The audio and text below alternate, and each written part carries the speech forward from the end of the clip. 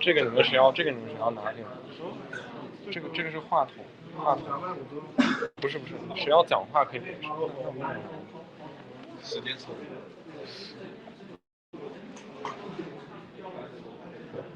他给我发了什么信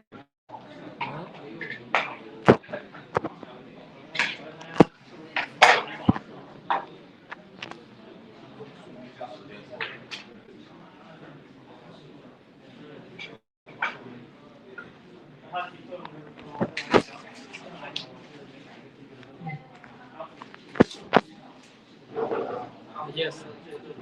没有。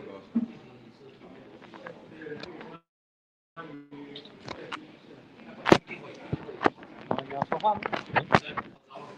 那个在拍对吧？在拍吗？你放回听吗？是不是有点奇怪？对于突然出现这帮人是有点得意味。太独特了。我跟你讲发生了什么？很诡异。就是那个GGJ 官方它有个全球直播间，它等于说抽中我们了。你拿这个吧。啊。谁要讲话就用这个麦。啊。然后我们需要去直播这个。就没有什么直播的，反正就是。怎么卡了呀？但是现在那几个外国人在那里讲。要不要来点？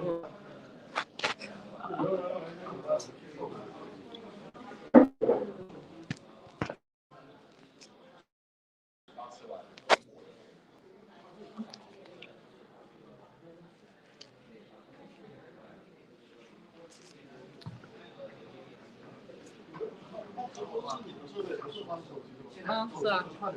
是手机啊，没有拿这个直播，这是只是在拍视频。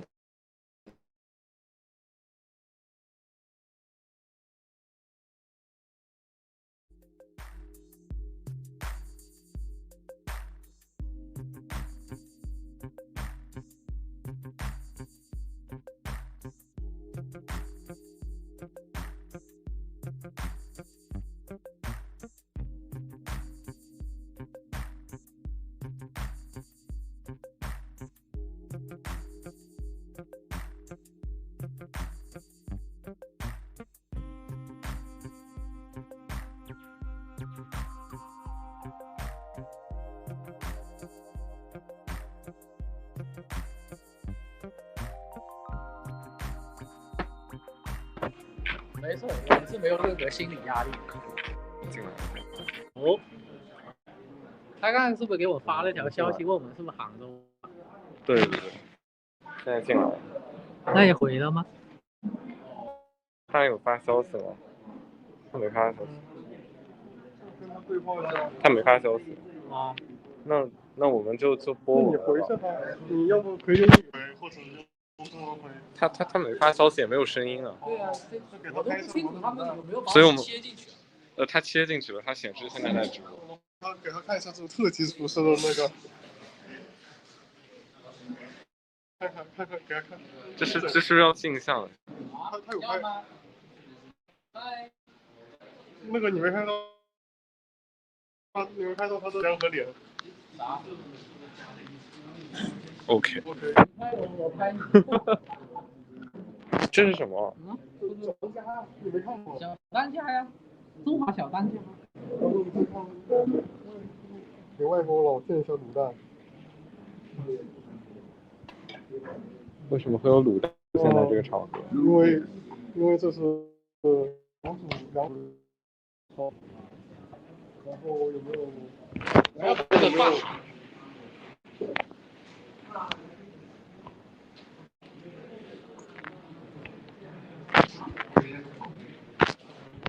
然后招呼这里有没有人要卤蛋？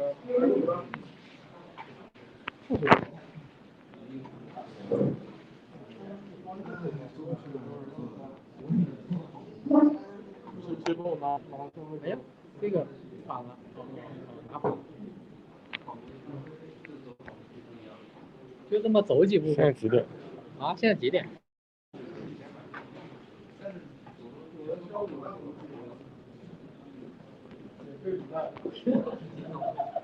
卤蛋，鸡好贵。有没有人需要免费的卤蛋补给？有没有想？有没有人想做这个直播间？哦，帮忙直播。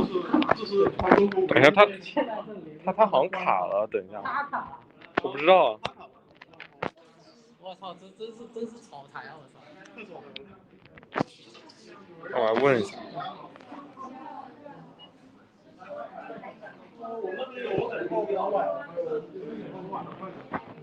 啊，去给你拿手套。啊，你戴了手套，放在哪里啊？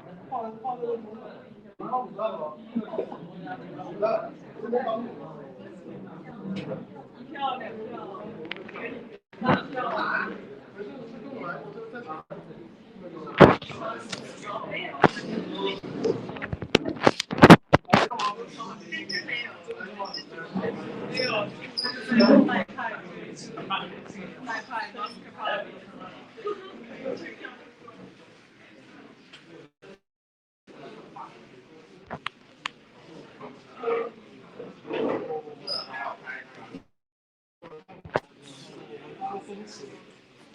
就是你想用手握这种手套，你想用快的，然后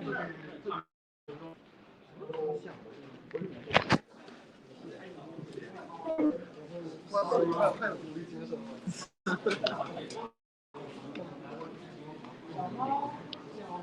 吃完了。那个，然后的话可以再来。动画版就不要丢。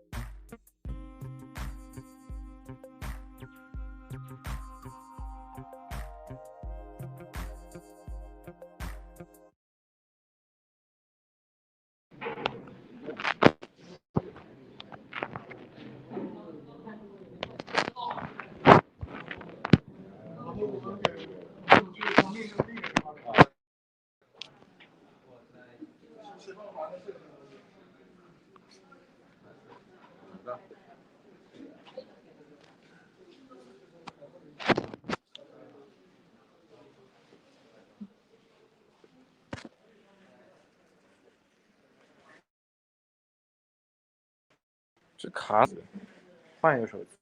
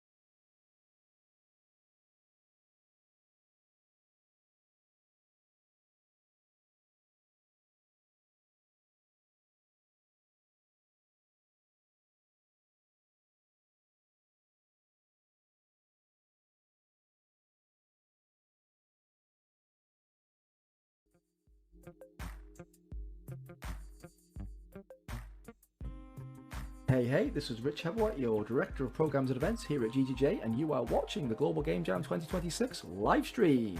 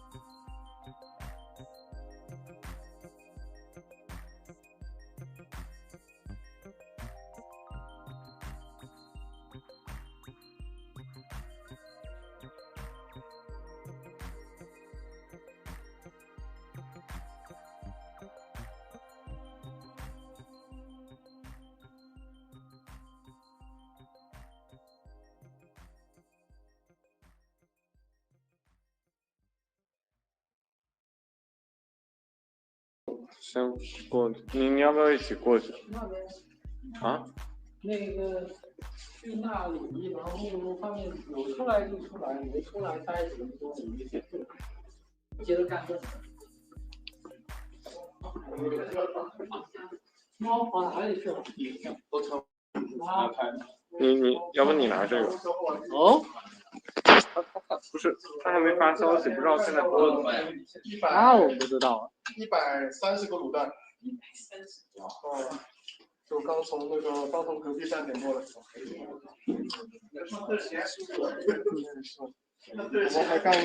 还干了那个100的那个山姆的那个鸡腿，也是刚卤好的。鸡腿没有给你们留下。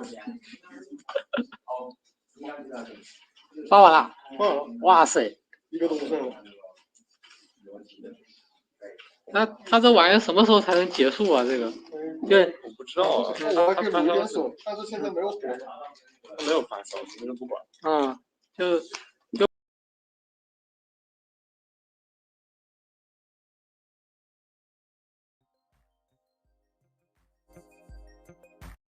各个站点发了一个直播邀请链接，然后很多人都填了，然后我们这抽中了，所以大家现在其实是在对，是的，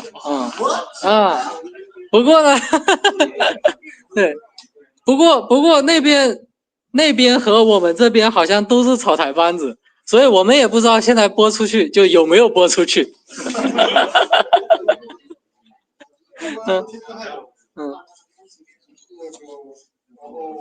你们有没有不想出镜的？出都已经出了。来，盯着你的脸。哦。猫呢？他们有说话了。哎呀，跑在这里。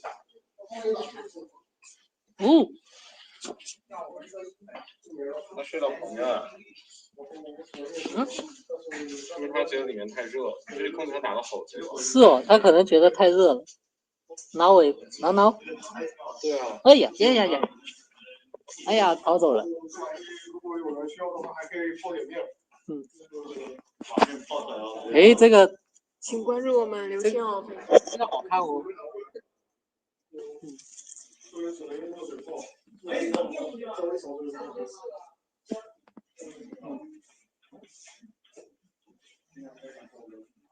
话说我们到底怎么样才能知道他有没有在播呢？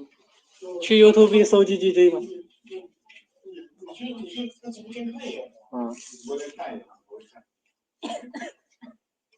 鬼知道他 YouTube 吧？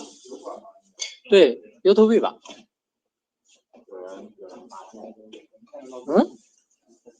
什么？没有啊，我们只是开着这个软件而已。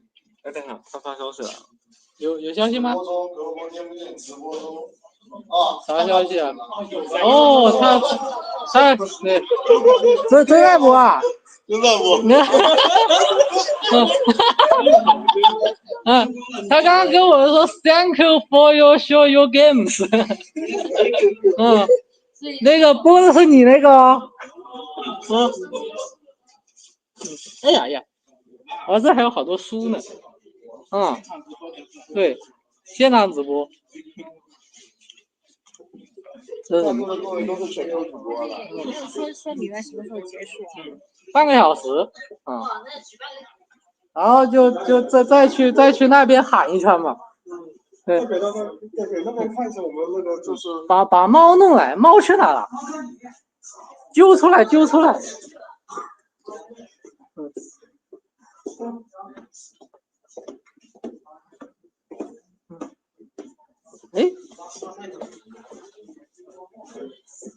没有啊。猫呢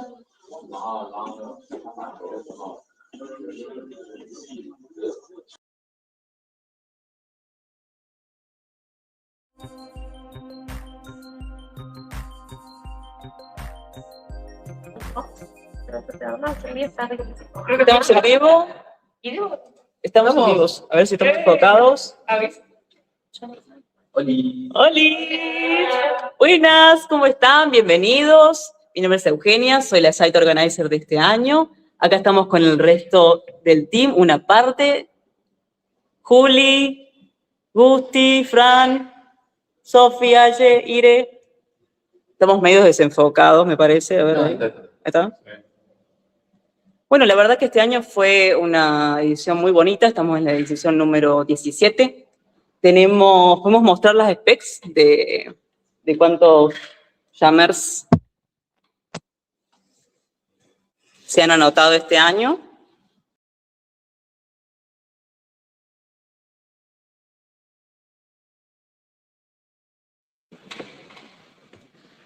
A ver si se puede ver.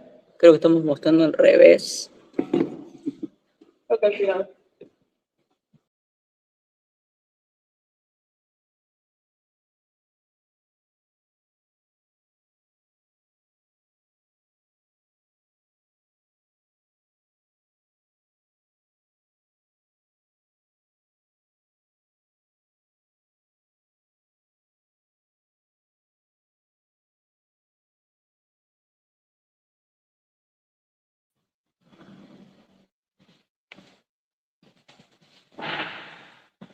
Bien. Creo que podemos mostrar por acá. Son 117 confirmados los inscritos.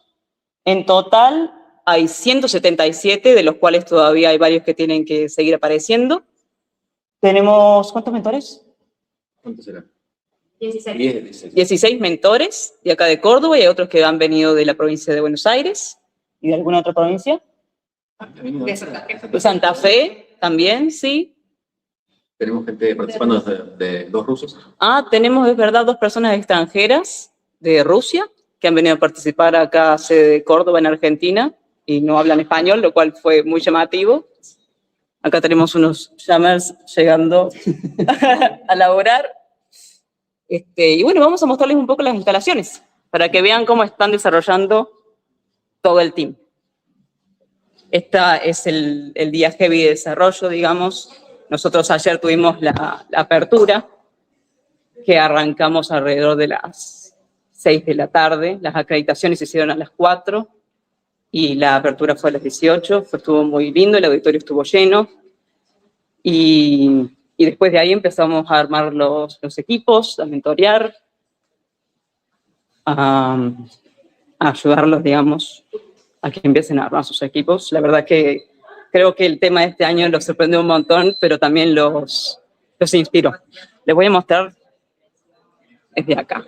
Esta es una de las aulas, es la principal, la más grande.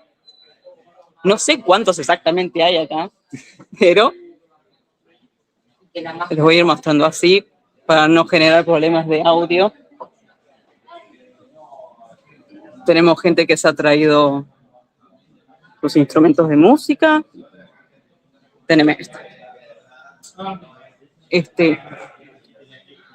voy a sacar. Tenemos acá gente que ha traído sus instrumentos. Tenemos chicos que han traído sus tabletas. Todos los tipos de herramientas que pueden servir en la jam. Han participado. Acá tenemos, por ejemplo,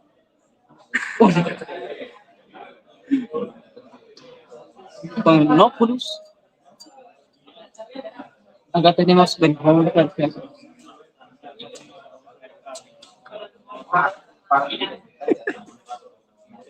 A ver si se pueden, para que acercar un cacho más, para que se vea.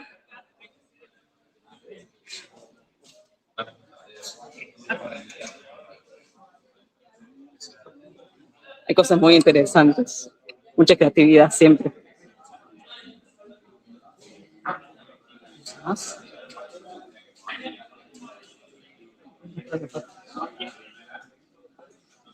Chicos, ¿quieren hacer un saludo a cámara? Estamos en el live de la Global Jam. Paneo. De este lado también, saludito. Muy bien.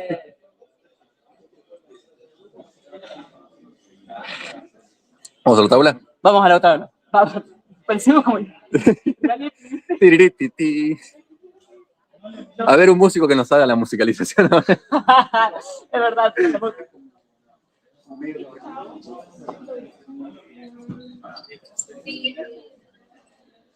La verdad que es súper linda la edición de este año. No sabíamos, estábamos seguros de cuántas personas iban a participar, pero literal han aparecido un montón. Acá tenemos otra aula, esta es un poquito más vacía, más grande.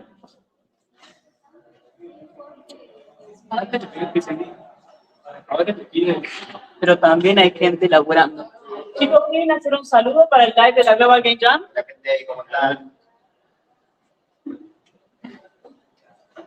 Tenemos menos compus en esta aula, pero igualmente se sigue laburando a full.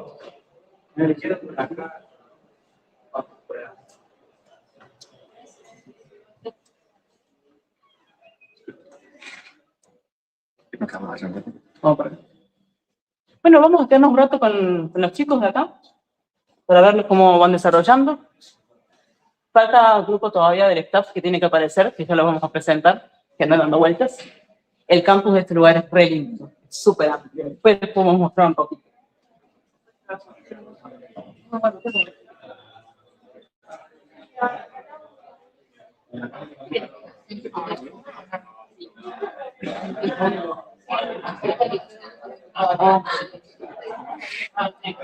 Vean molti così.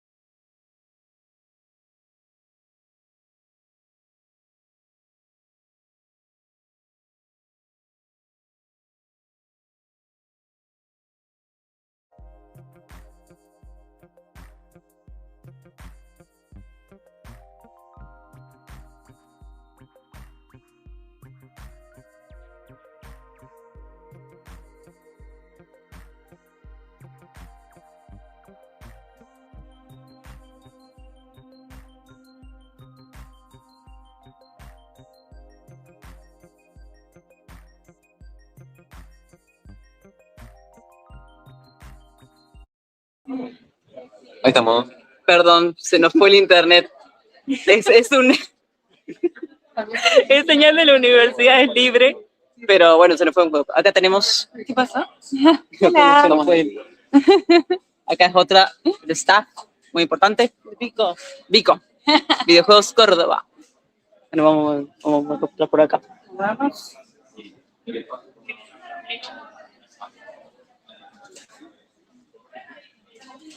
Recién está arrancando el día, pero va a ser un día súper, súper potente y heavy de desarrollo. Muchos se han quedado a dormir en la sede, pero muchos otros también se han ido a sus hogares. En general, en otras ediciones se quedaban acá. Después puedo ver si les puedo mostrar alguna de las aulas donde se quedaban durmiendo. Pero este año los chicos descansaron. La verdad, siempre por ahí se pasaban de manija y no dormían absolutamente nada, pero este año sí. Y creo que también las instalaciones, la Universidad Católica de Córdoba, también está como armada de una manera en la cual nos permite a nosotros tener esa clase de cosas, ¿no? No, está bien. ¿Quiere decir algo? Eso que estás diciendo hasta ahora. No nos presente. Dijiste nuestro dato curioso de este año, ¿Cuál es el dato curioso de este año? que tuvimos dos participantes de Rusia. Ah, sí, lo mencioné de pasada. No sé dónde están. No, deben haber sido dormir. Porque estamos, ¿qué son las 5:42 de la mañana? No, son las 10:30. No, 10 por ahí. 10:42 de la mañana acá, así que varios pasaron la noche desarrollando y ahora están aprovechando para dormir. Ya le dimos el desayuno, así que ya se van a dormir contentos o a bañarse.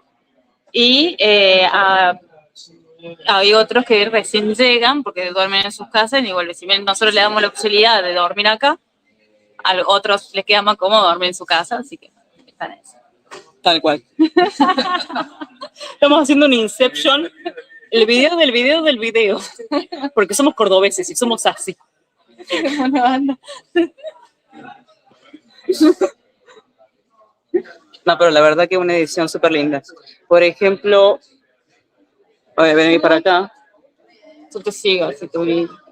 Este año tuvimos 11 disidencias. Tuvimos mujeres trans y hombres trans y después otros géneros, que también es como creo que importante dentro del cupo que tengan la participación. Así que también contentos por esa...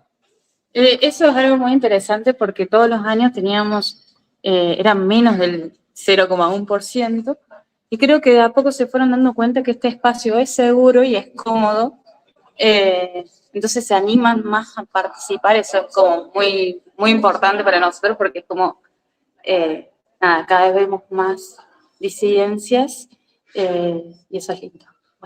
Tal cual. Sí. Estamos caminando por la Católica, así que de paso van a conocer con nosotros un poco de lo que es el predio. Es un predio hermoso, es enorme. La gente tiene espacios verdes. Justo estamos como una clase de patio interno, pero la cantidad de espacio verde que tienen las personas para poder salir a tomar aire y descansar me parece súper importante. Está muy divertido. Han colgado todas las toallas. Ah, van a ver el sector de las toallas. Oh, bueno, sí, quedaron, ahora las vamos, cuando pasemos lo van a ver. Hicimos el año pasado teníamos un Zoom donde teníamos heladera y cocina, y como este año es básicamente caminar 2 canchas de fútbol, así que y con el calor que hace en enero acá en Córdoba, decidimos traer directamente, alquilar un freezer, tener los microondas acá y hacer un sector de limpieza. Y literal es un sector de limpieza. Con todas las toallas colgadas. Acá tenemos nuestra cajita de limpieza, a ver si lo puedo enfocar.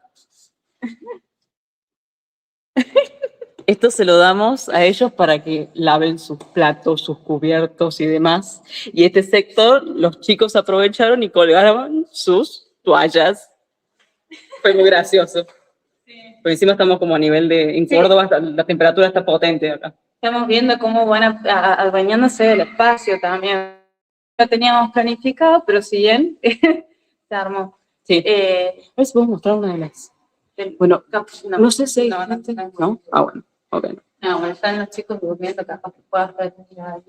Voy a hacer como una pasada súper rápida de una de las aulas de masculinidad, de chicos durmiendo.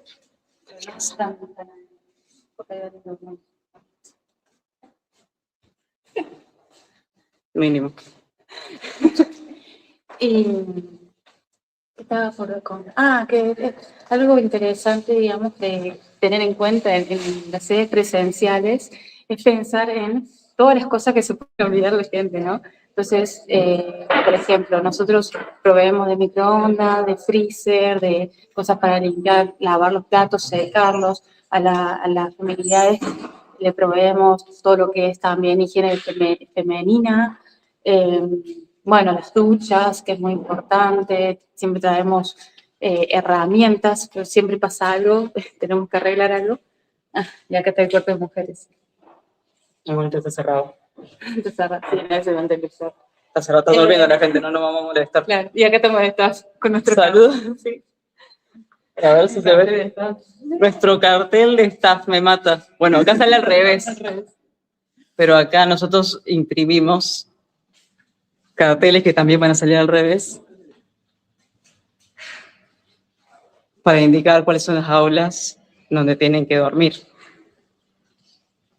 Así que bueno, eso, tengan en cuenta todas las cosas que pueden creer que los participantes se pueden olvidar, ténganlo. Recién necesitamos una pinza y de suerte teníamos una pinza. Así que nada, Sí. está muy divertido. Aprendes un montón de cosas en cada edición. Sí. Y aún así, siempre falta algo nuevo. Les voy a ver si, espero que no se corte la conexión a internet, pero les quiero mostrar un poco de lo que es el campus de la Universidad Católica. ¿El desarrollo lo mostraste? Ah, ahí vamos, ahí también les muestro. Este es el campus. Es un campus enorme. Estamos en la facultad, digamos, nacional de, perdón, Facultad Católica de Córdoba, en el edificio de Arquitectura y Diseño. Pero hay un montón de edificios, o sea, ¿cuánto es el espacio total que habías dicho? No sé, un montón de O sea, realmente la gente tiene la oportunidad de poder ir a descansar. Por ejemplo, allá, no sé si se llega a ver, este espacio de allá tiene un sector de mesas y de sillas súper cómodas para que los chicos, si tenían ganas de comer, tomar.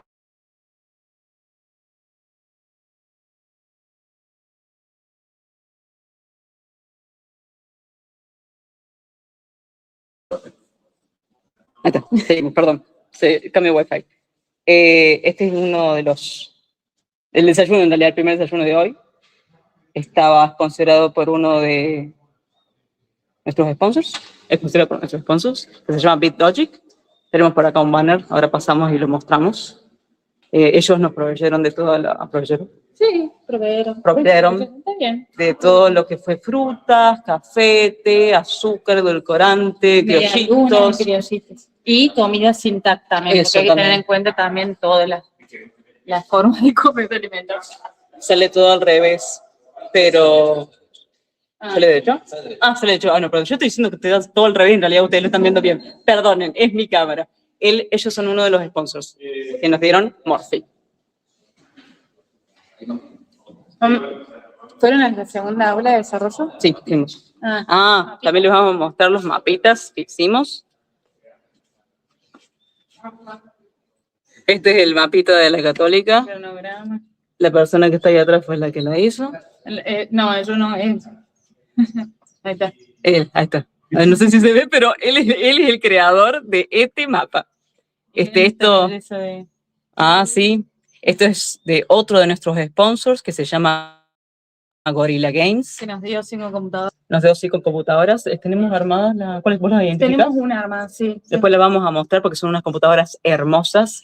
Estos sponsors nos dieron 5 computadoras para que se la pudiéramos compartir a equipos que no habían traído sus equipos o que no tenían. Pero la verdad que se pusieron la 10. Y acá tenemos. Nos avisan que estamos perdiendo calidad. Vamos a mover y vamos a ir a 6 calidad. Ahora les vamos a mostrar entonces por lo menos una de las compus que nos consiguió el sponsor de Gorilla Games.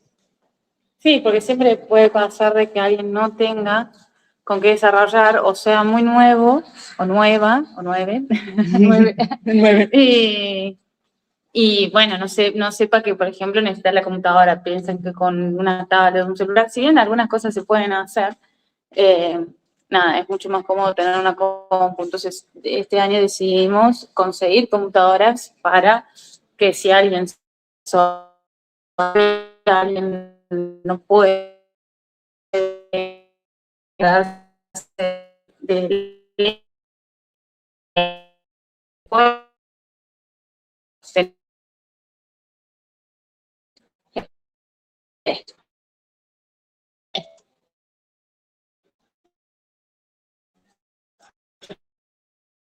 No creo que nos queden.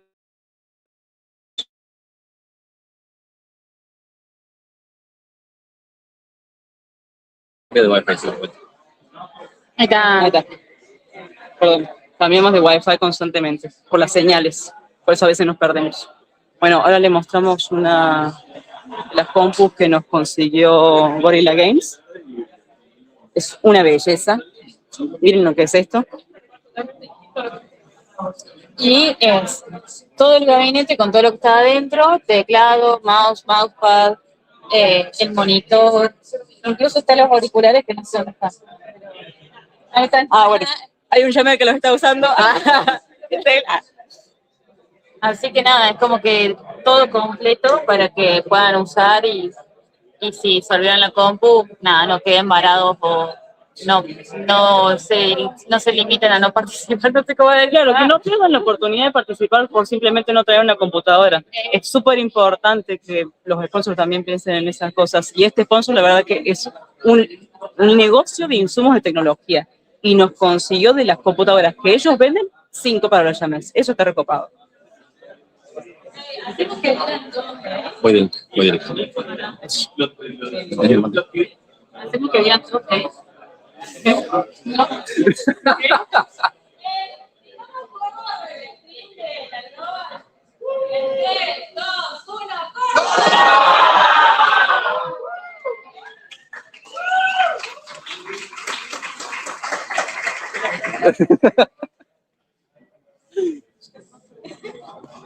¿Cuánto nos queda? 5. ¿5? Bueno, últimos 5 minutos de stream. Gracias por el espacio, gracias por habernos elegido como sede para mostrarles un poco de cómo es la Jam en Córdoba, Argentina. Les deseo mucho éxito a todas las sedes que están trabajando ahora, a las argentinas y a las extranjeras también, a todas. Yo creo que la verdad que es un evento que bancamos a mil. Gracias por hacer estos eventos. Y bueno, vamos a estos últimos momentos que quedan. Los despedimos mostrándoles a los llames laburando. Vamos a hacer un recorrido final. El tiempo se aumenta la velocidad.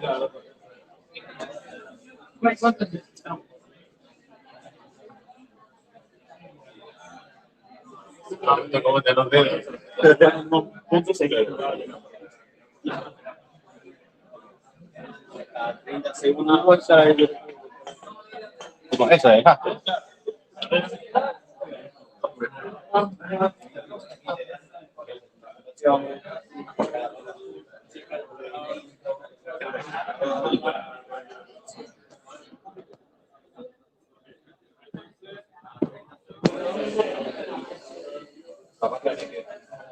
Una máquina de escribir.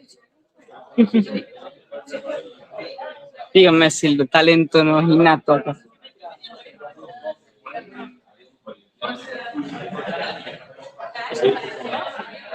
No sé. Sí, al principio.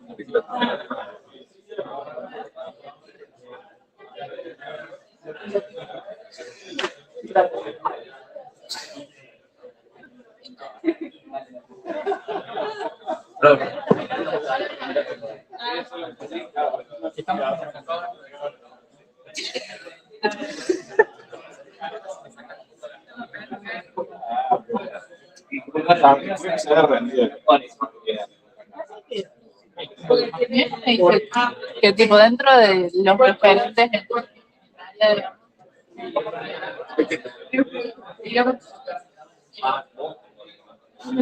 No sé si. ya estamos haciendo alguna vuelta. Dale, me gusta, me gusta.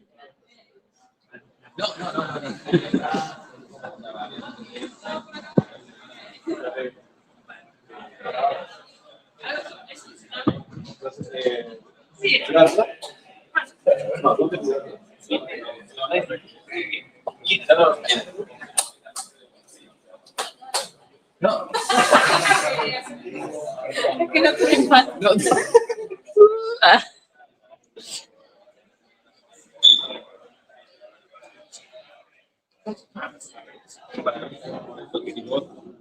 le pagas tanto el diseñador si te van a dar bola. Como a ver, vamos a poner, acá sí te darían bola. Que te van a decir cosas.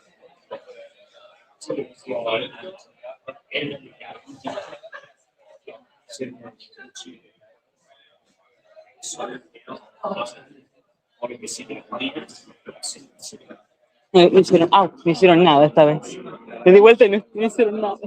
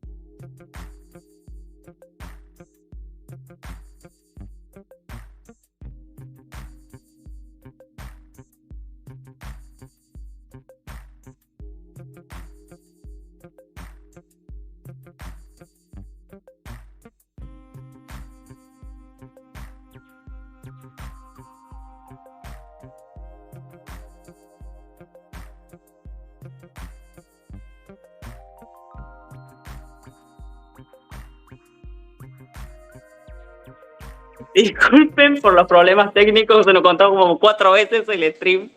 Pero bueno, nada, agradecerles por el espacio, por habernos elegido, como se ve. Y para que siga siendo, por supuesto. Me parece que es un evento súper importante que abre un montón de puertas a un montón de personas que están arrancando en la industria de videojuegos, y darle el espacio a esas personas es una ayuda perfecta. Y hacerlo gratis, todavía más importante. Los talentos que hay en estos espacios, la creatividad.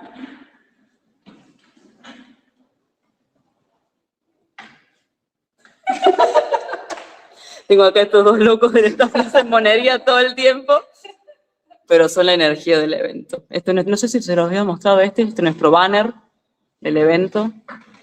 Abajo, no sé si me lo pueden correr un poquito, a ver. Creo que se ven ahí los sponsors que conseguimos este año, todos. Y esa es la mascota ganadora.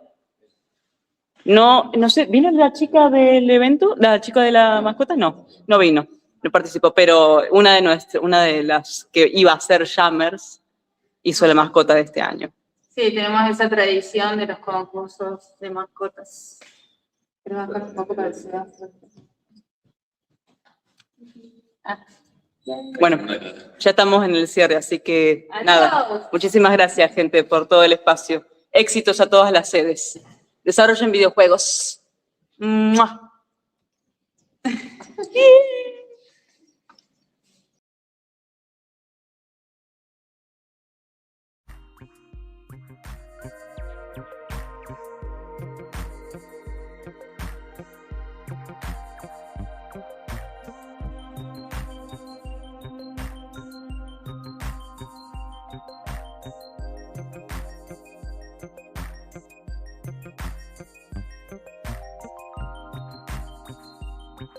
Hey, this is Rich Hebwatt, your Director of Programs and Events here at GGJ, and you are watching the Global Game Jam 2026 live stream.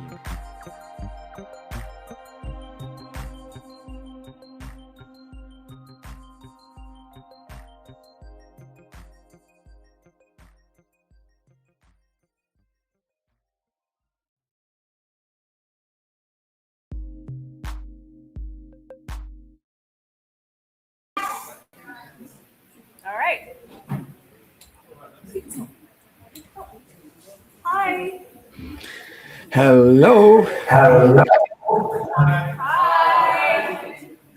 Hey guys, how are you? You are live on Global Game Jam 2026 live stream. How are you guys doing?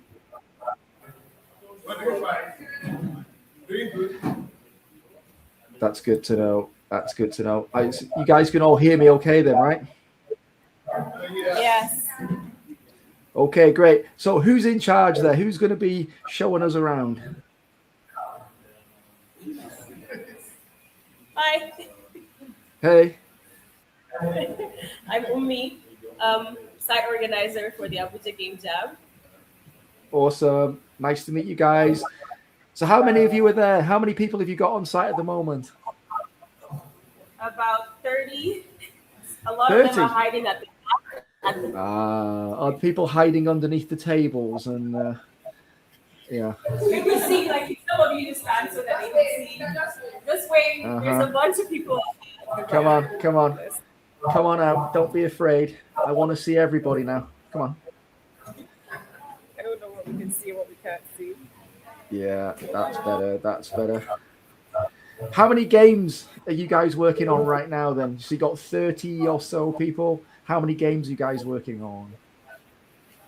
I think we have about 5 or 6. Mm-hmm.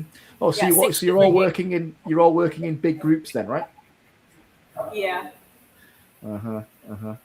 Okay, so are we able to see some of your games? Maybe are we able to see some of the games? See how you guys are getting on. Yeah. Okay. There's a team that wants to show off their game. Please come forward. Excellent. No progress is too big or too small. It doesn't matter. It's the effort that counts. Let's see what you guys have got. Hello. Hi. Hi. I'm sorry. Just so that everyone was hearing. Okay, but then I'll help you. Okay. There you go. Okay. Can you hear me? Can you hear me? Can you hear her? Say something. Try again. Let's see. Can you hear me? Yes, I can hear you. I can hear you loud and clear. It's good. Okay, so we are currently working on a card game. So it's kind of like a card game that we imagine working Mm-hmm. on we have a board where like it's numbered from 1 to 9. It's fine. Oh, he's frozen. It's our network. I can hear you. I think. I think you can. Yeah, you're still going. So It's just the each, connection's a bit choppy. Each hole has a number. Okay. Yeah. Keep going. Okay.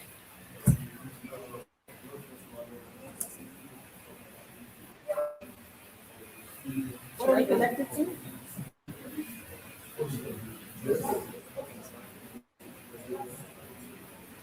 It is on Khalil. Let's try John.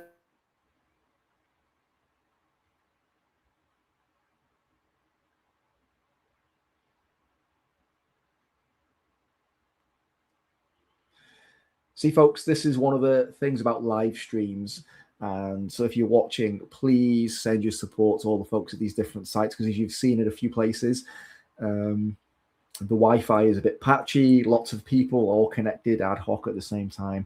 So sometimes doing these live interviews is a little bit difficult, but we'll get there. So first of all, let's say thank you to the folks at Hangzhou, China. They also had a few technical problems you might have noticed, but their site is so awesome. Just, you know, games and cats, you can't go wrong with that mixture. And like I said in the chat before, I think all Jam sites now should have an obligatory cat as your mascot, or a dog if you're a dog lover and not a cat lover. Either way, pet lovers ahoy, get your pets, bring your pets to Jam Day. That's what I think we should have, at least one designated day of the year every year where you have to have your pets with you making the games. I think that's a good idea. Pets and pizza. Yeah, and the rice cookers, the guys in China are cooking up an absolute storm. It was making me hungry, actually, just watching them eat, because I haven't had my lunch yet, so it was making me hungry just watching you guys. And of course, a big thanks to the guys in Cordoba as well, because a really great site, lots of people there as well, and it was a really great tour of the facilities. Hopefully, the guys in Abuja, which is where we just were, will be able to make it back online with us in a minute, and we can carry on. Looking forward to seeing them. And they're looking like they were making some board games, actually. So I'm always keen to see some extra board games. And if you're making board games, by the way, or any other kind of atypical game, post in the chat and let's see what you've got, and send us your pictures, send us everything you've got, because we're always keen to see more about what you're doing.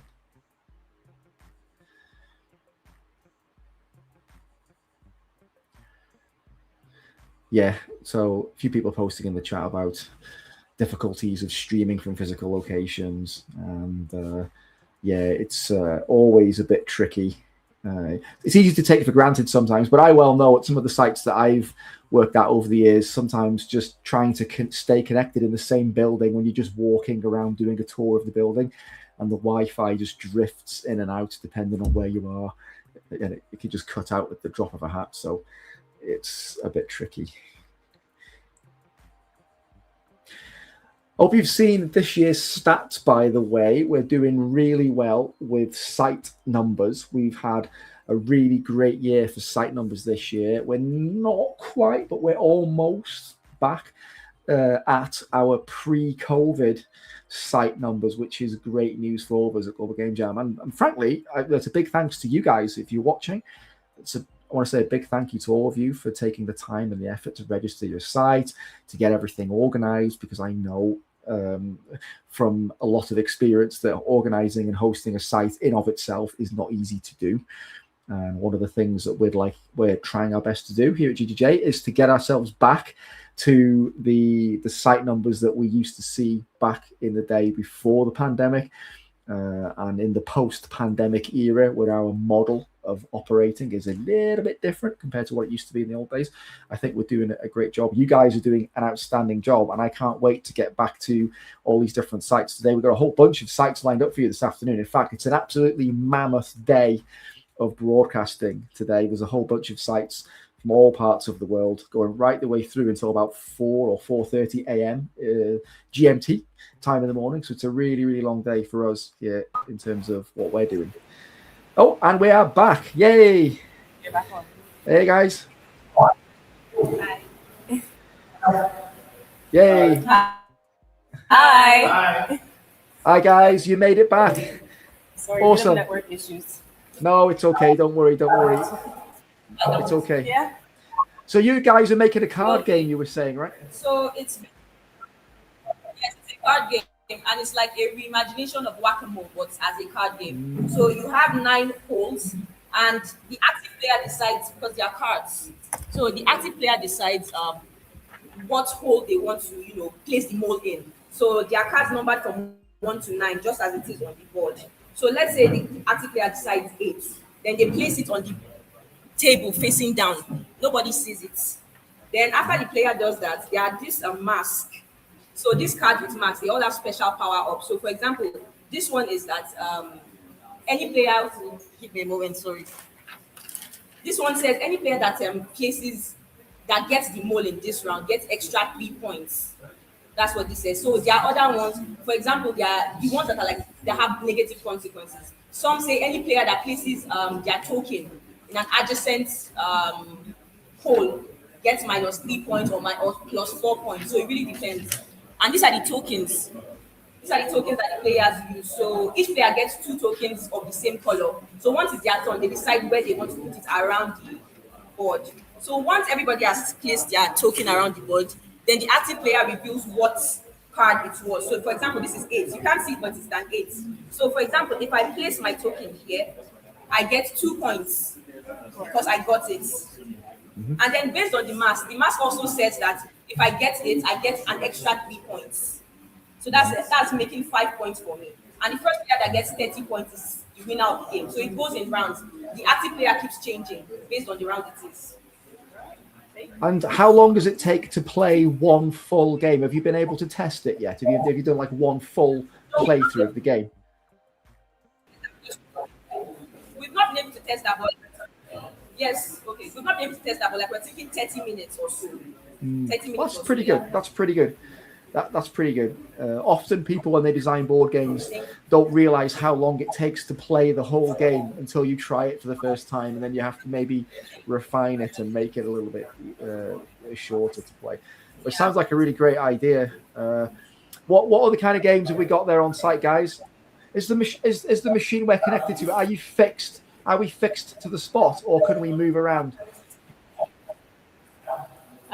We can move around a little bit, just anchored by. Don't drop it. Don't drop it. I think what games? What are you guys working on?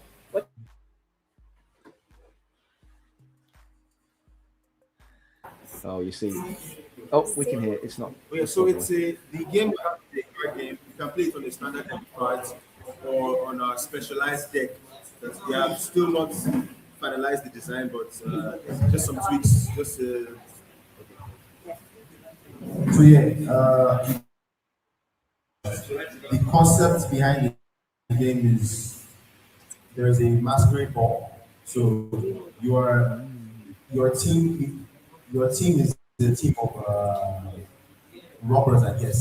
So you are going to the ball. You want to perform an heist, and the cards, each suite in our deck will not have. It will be hearts, diamonds, spade, or club.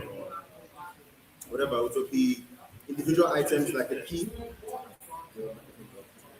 So we'll have a key, dynamite, crowbar, and what's the last one?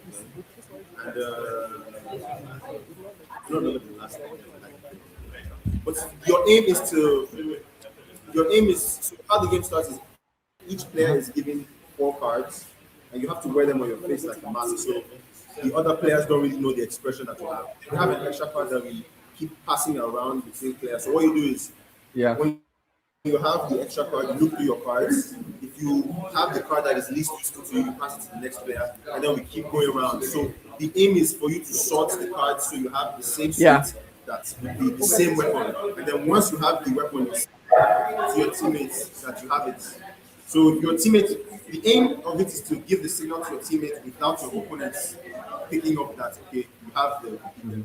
So if your teammate picks that up from you and they shout heist, you show your card, you show that you have a complete tool, and then that gives you 1 point. First team to 7 points wins. Now, if you suspect that someone else has a complete card, what you say is unmask, and then they have to show 2 different cards. If they cannot show cards of 2 different suits, that means obviously they have the complete tool, and you get the point instead of they do. If you suspect someone and you ask them to unmask, and you are wrong 2 times, you lose the ability to do that. That is everything. Awesome. And then we have digital games. I like it. I like the fact that you guys have quite a few analog games as well. That's really good. Hey guys. So we have some making digital games as well. Does anybody want to? What type of game you're making? Who wants to tell us about the game? A digital game. And what kind of game is it? What engine are you using? We are working on a digital game. Mm-hmm. And what's the name of your game? So, the Quest of Barracoa. And what engine are you using? Godot. Oh, no. Okay, great, awesome. Tell us about your game then. How do you play? Tell us how you play the game. So the player, upon starting the game, it's a 1-player game. So you guys can all chip in, right? It doesn't have to be one person. Yeah, it's a game it's an adventure game where you have to hunt for monsters. The player is asked to find. You hunt for masks. It's a 1-player game whereby player. It's a 1-player game whereby the player hunts for the masks. Since we are using the mask, the theme is masks, so we are hunting for the masks using different. Just continue. Using different regions, using the African regions like the West Africa, the North Central Africa. So it has 5 stages. Under the 5 stages, we have 3 different stages: the easy level, the first easy level, the medium, and the hard level. Is it for PC or mobile? Okay, it's for both PC and mobile. Yeah. Okay. Both PC and mobile. Are you using any of the diversifiers at all? Are you guys using a diversifier? I don't think so. No, not now. Oh, okay.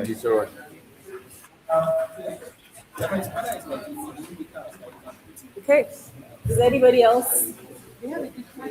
Where? Oh, okay. You have to talk. You're about your digital game? Yeah, it's digital. How to begin? It doesn't matter. Just keep going. We're out of time. Keep going. All right. My game is it's a scratch game. You're making it in Scratch. Nice. So I decided to do something with it. Yeah, he's learning Scratch. Yeah, so I decided to do something that fits the team. So the team was talking about masks, so I thought of coronavirus. So I have a game, a little cat game, where viruses are following the cats, and it goes after the mask. Just a high score kind of game. So let me try and play it. Okay, we can see a little bit of gameplay. Yeah, definitely. Let's see. It's good that you've got a prototype working already. But you're under pressure now. You've got to perform.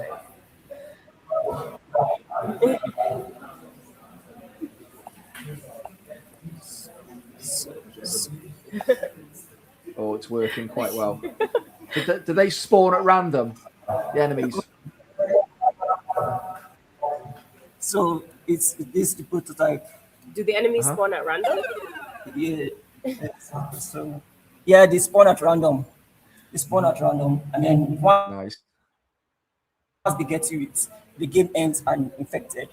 So I want to add a high score.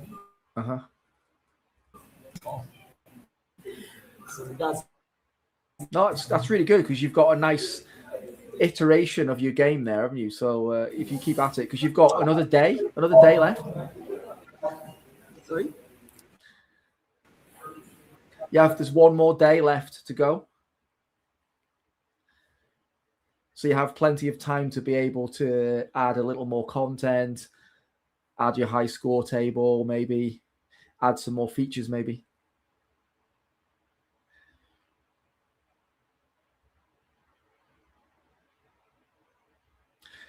Oh, have we lost you guys again? Have we lost you? I think we might have lost you again.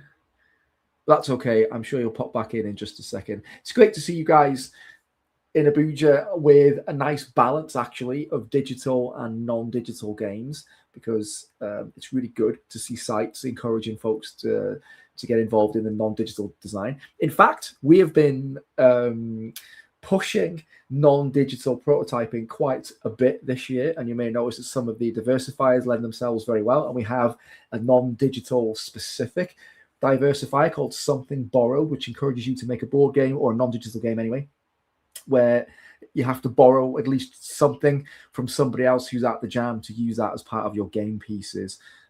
So if you guys at Abuja, for example, haven't used that diversifier yet, it's a good opportunity to do so. Hey, back again. Yay.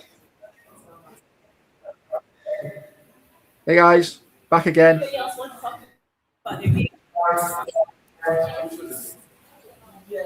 We had a yes? The last game was so good, it completely broke the internet. Hi. So we're still working on our game. We haven't gone far. We're still working on our game. We haven't gone far. But our game is about an alien that takes different character. So it's like in Max, it changes. His Max is the character he changes into. So he meets different personality. For example, let's say our alien takes the shape of an influencer, goes into a gathering and meets a person. And when he's having a conversation, from a question, the person will be able to identify if our alien is a human being or if he's an alien. So that's the game we're working on. That sounds great. There's a nice variety of games there that you're working on. Really cool. Do you think you guys are going to be finished in time for the deadline? Because you've got one more day? Yes, yes. Put your hand in the air if you're put your hand in the air if you're stressed. Who's stressed? Put your hand in the air if you are stressed. Put your hand in the air. Not too many stressed people. You didn't have any sleep yet. I think they all slept. They all slept. Come on. You guys are doing far too well. If you've been sleeping, you're not stressed. This is far too easy for you guys, isn't it? It's far too easy. We only had one person who didn't get much sleep. Awesome. So tell us a little bit about your venue and your site. So you guys obviously at Abuja. Tell everybody about where you're based and like the location that you guys are at and your team, your organization team.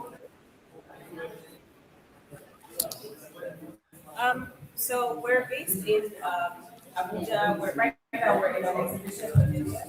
Abuja is the capital of Nigeria, so we felt we had to. This is our second time hosting. So we felt we had to represent Nigeria on the global map. Definitely. Exhibition pavilion space is an empty space that people come and showcase art and performance art. So we figured this would be a great place to also show the more digital side of art. Even though we still haven't really had a lot of games, but it's still creativity. So we figured this would be a good place to showcase the jam. Yeah, it looks like a really nice venue, and you've got plenty of people there, which is great. It seems like you've got a really nice atmosphere. How have you? What's your experience of how you find the organisation of everything? Have you found it to be, a fun, or do you find it to be quite stressful? How do you find your experience of jam site organising? I think it's definitely stressful, but it's exciting as well.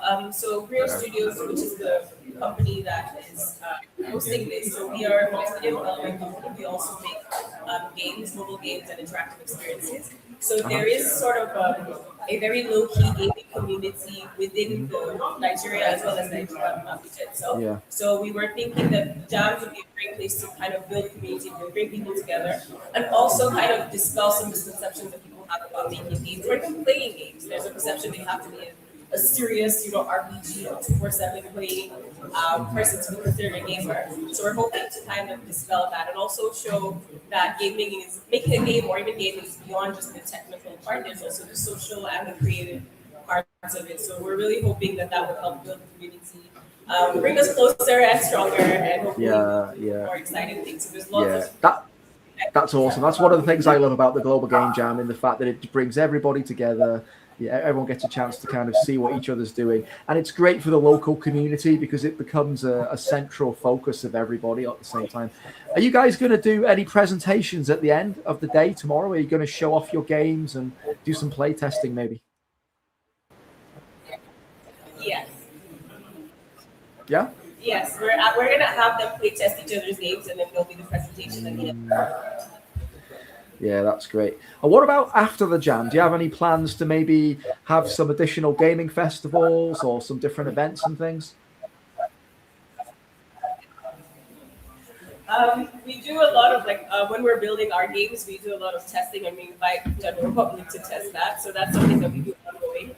But I think depending on how the jammers today feel afterwards, we might look into doing something else besides the Global Game Jam event. Yeah, I mean, well, you guys in Nigeria are doing quite well because there's a few big annual events, isn't there, in different parts of Nigeria that are quite notable, by the way. So it's really great to see you guys on the map and continuing to grow and expand upon the games community. It's really exciting to see. And it's been great kind of getting an insight into your venue, what you're up to. Have you got any advice to give to your fellow jammers around the world that are all preparing for the big finale?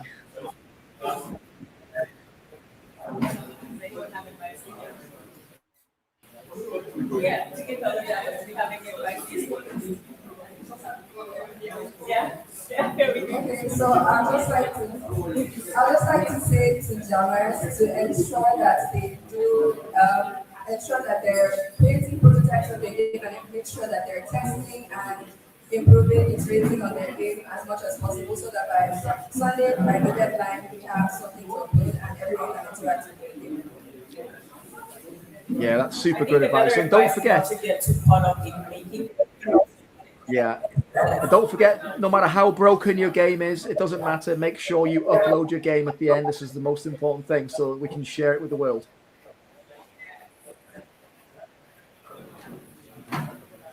No game is ever too big, too small, or too broken.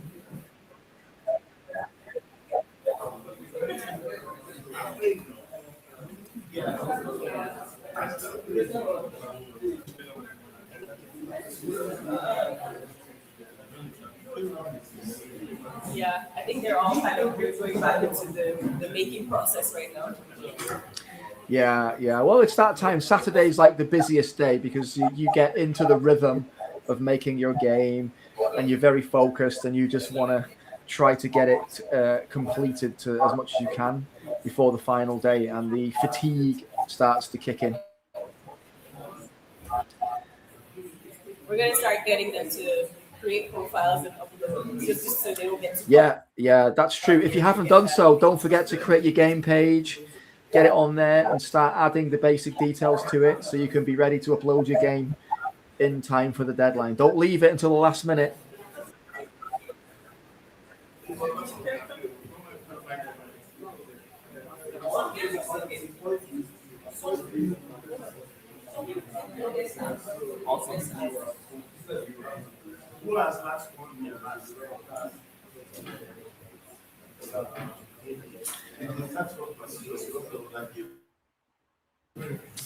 So we are approaching the end of the session.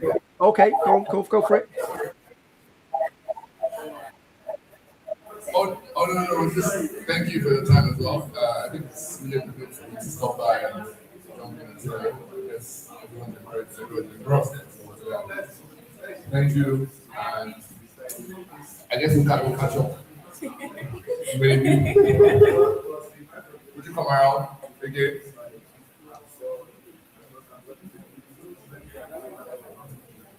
Did you hear me? No, I didn't quite catch that last part. Say that again. I was like, I guess.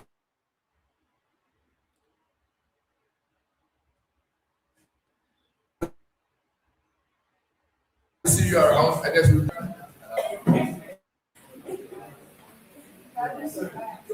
I was actually saying, I guess we'll catch up. I guess our next one doesn't want us to catch up again. So.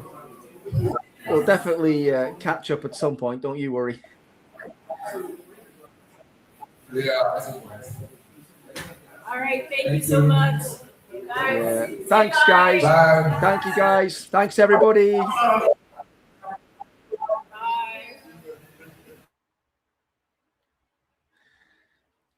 Well, folks, that was the guys from Abuja, Nigeria. It looks like they're having a great time there, actually. There was a distinct lack of pizza. I'm just saying, a distinct lack of stress, a distinct lack of sleep. You guys are making it look far too easy. Board games, smashing it there. Digital games, smashing it there. You're embarrassing us all by making it look far too easy. That's what I would say about you guys in Abuja. Well done, looking awesome. And now, hey guys. Hello. Can you hear us? Hey, we can hear you perfectly. Oh, Lovely mate. to see you guys through the magic of the internet. We're now in Sweden. Yay! Yes. How are you? I'm very good. I'm first of all, I'm gonna destroy the name. So is it Skellefteå? Is that how you pronounce it? Is it correct? Sure. Was it good? Was that good or bad? I don't know. Well, it was close enough. Oh, okay. Skellefteå. Well, I'm a Welsh guy, right? So we could start with the Welsh words. You're forgiven. Yeah, I know how it feels to be butchered. Wait, you mean Welsh, right? yeah, exactly. Well, it's lovely to see you guys. Thank you for joining us. I'm super excited to see what you guys are up to. Do you want to tell us all what you guys have been up to so far? Absolutely. We're thinking just do a quick runabout. My name is Eric. I'm the site organizer here in Skellefteå, Sweden. You're out of frame of it. Am I out of frame? Here I am. Hello. mystical voice. We hear you like Gandalf. I'm here in camera now. We could back the table. Yeah, we can. Boot a little bit. Yeah, that's it. Back it up. Get in the frame. We're in the frame now. That's it. Yeah, perfect. So, hi, I'm Eric. I'm the site organizer here on site. Let's do a quick one. Hello, Tom is my name. I'm a game dev teacher at Sunderby Folkhögskola and also a solo dev myself on my free time. So I brought all of the students here for the game jam because we make it mandatory. Mandatory. Yeah. Oh, you see, man, that's the magic word. I like that. Yeah. Hi, I'm Eric, and I'm his student. He's a good freaking teacher. You have to say that though. How much money did he pay you to say that? honestly, I've told him the day that I start my own company, I will hire him as often as I can. So he's a really good programmer. So excellent. Yeah. Mm-hmm. I'm Pamela. I'm the paparazzi here, taking everybody pictures when they are working. I'm a communication officer, so I'm helping just the guys here. So when we see all the photos of people looking completely unconscious and yes, it's your fault. I'm the one to blame. Yes. Okay. Yeah. Hi, I'm Nathaniel. I'm a student at LTU, so I decided to participate. It's actually my first time, so Oh wow! Congrats! Actually, Yay. it's my first time too. Yes. Awesome. How?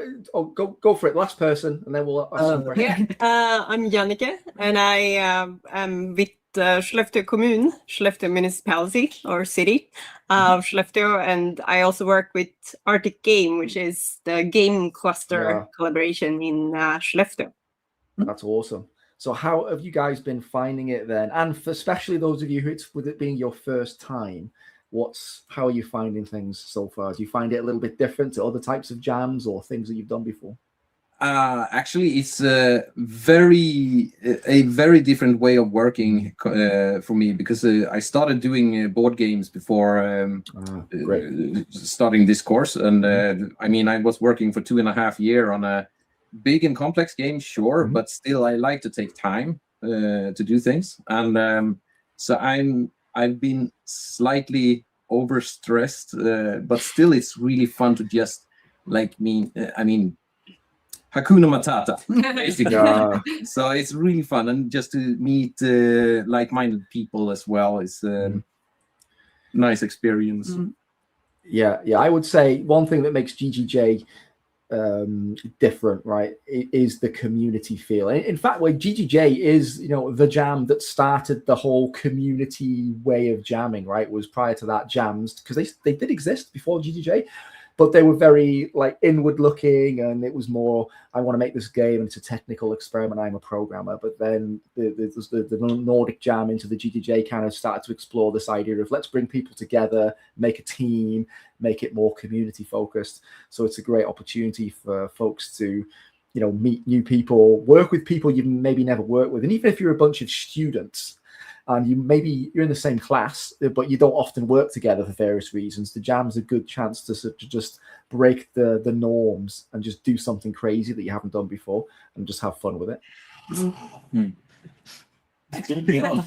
Don't know if you could hear that. There was just a sudden scream from a computer. What's going on? I guess that kind of sums the vibe. Yeah. Was this a good scream or a bad scream? No idea. Horror games. How does it measure against the Wilhelm scream? If it was where is it on the scale? And if it was bad, we need an ambulance maybe. Points. Yeah. It was like the effort, but not the impact. Okay. Not the humor either. No. So what's the structure of your site then? How many jammers you got with you right now, roughly? Do you know? So we're roughly, I would say 40, 45. That's a good number. It's a really good number. This locale, the venue we have behind us, it's really, really cool. You can even see the balcony. It looks beautiful, by the way. It's a really great view where I'm perched. I don't know where I'm sat. Am I on the wall? Where am I sitting? Yeah, you're on the TV, like high up on the TV. Based on Twin Peaks, right? Like you have like the Laura Palmer song. This room is called the Laura Palmer, so so it's fun. And so we have roughly 50. We downscaled a little bit this year. Last year we had like 120. Yeah, so that was really fun. We accidentally made a power couple last year with Jess from Global Game Jam and Mark. Yeah. Oh yes, I know. I'm aware. That was really funny. No, but the structure is very relaxed. You come here, we try to help people get into teams. Most people had teams on their own.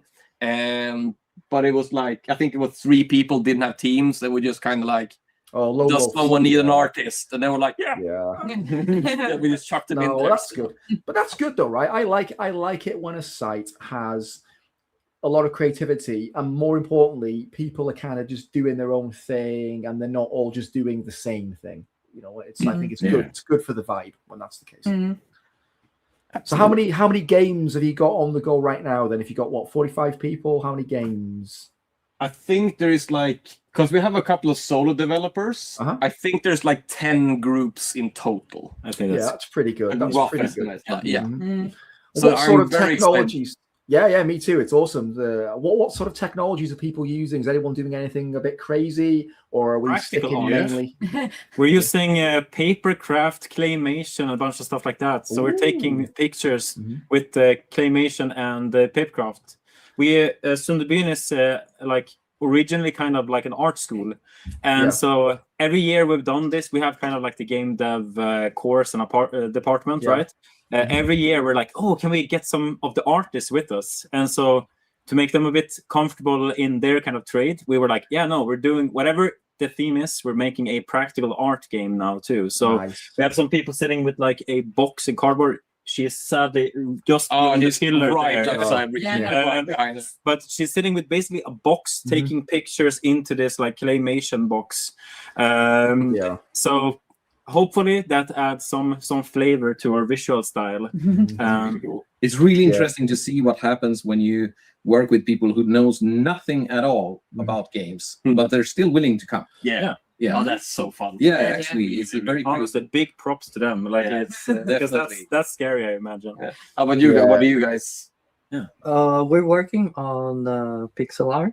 Okay. It's it's really interesting because it's a new thing for me. Like at the university, we're mostly focused on doing 3D stuff. So like suddenly going from like scale down and doing 2D and pixel art is a challenge, but it's really, really fun at the moment. And I'm doing the art, like I'm literally learning how to use the program, how to animate in it at the moment. So that's awesome. That's really That's what the jam's all about. Though learn as you go. We had a really good conversation, me and a couple other jammers, like an hour before this, really about the trying to just like grab people in, because there's always that case of people go, oh, I don't have any skills. Like, of course you do. You always have some skill that we can drag out of you. So we just need to get them here. So diversity is one of the most important things. If you want creativity and you want innovation, well, then you need diversity, because you need people who think about things in different ways. Otherwise, what you end up with is you become quite derivative if there are too many people that are all from the same background with the same skill set, thinking in the same way. So the more you can do to spice things up a little bit, the better it is. So it's great that you guys have actually got folks there that are not necessarily from games backgrounds, for example, because I think that adds a lot of value to the quality of the work, because it'll make things a little bit different. And actually, it's great for the folks that are from the games background, because it gives those guys a bit more insight into working with folks with different ideas, different ways of thinking, and that's an important skill as well. Yeah, I actually have a question for you. I guess you've been around a few years. A few, one or two. So through the years, do you have a particular game that you were truly astonished by, or like surprised by, that was somehow different or whatever? Yeah, that's interesting to hear. Yeah. You know, yes, the quick answer is, bearing in mind when I started playing games, they were on tape cassettes, right? And you had to put it in and press it and type some code to load the game for 20 minutes before you can play.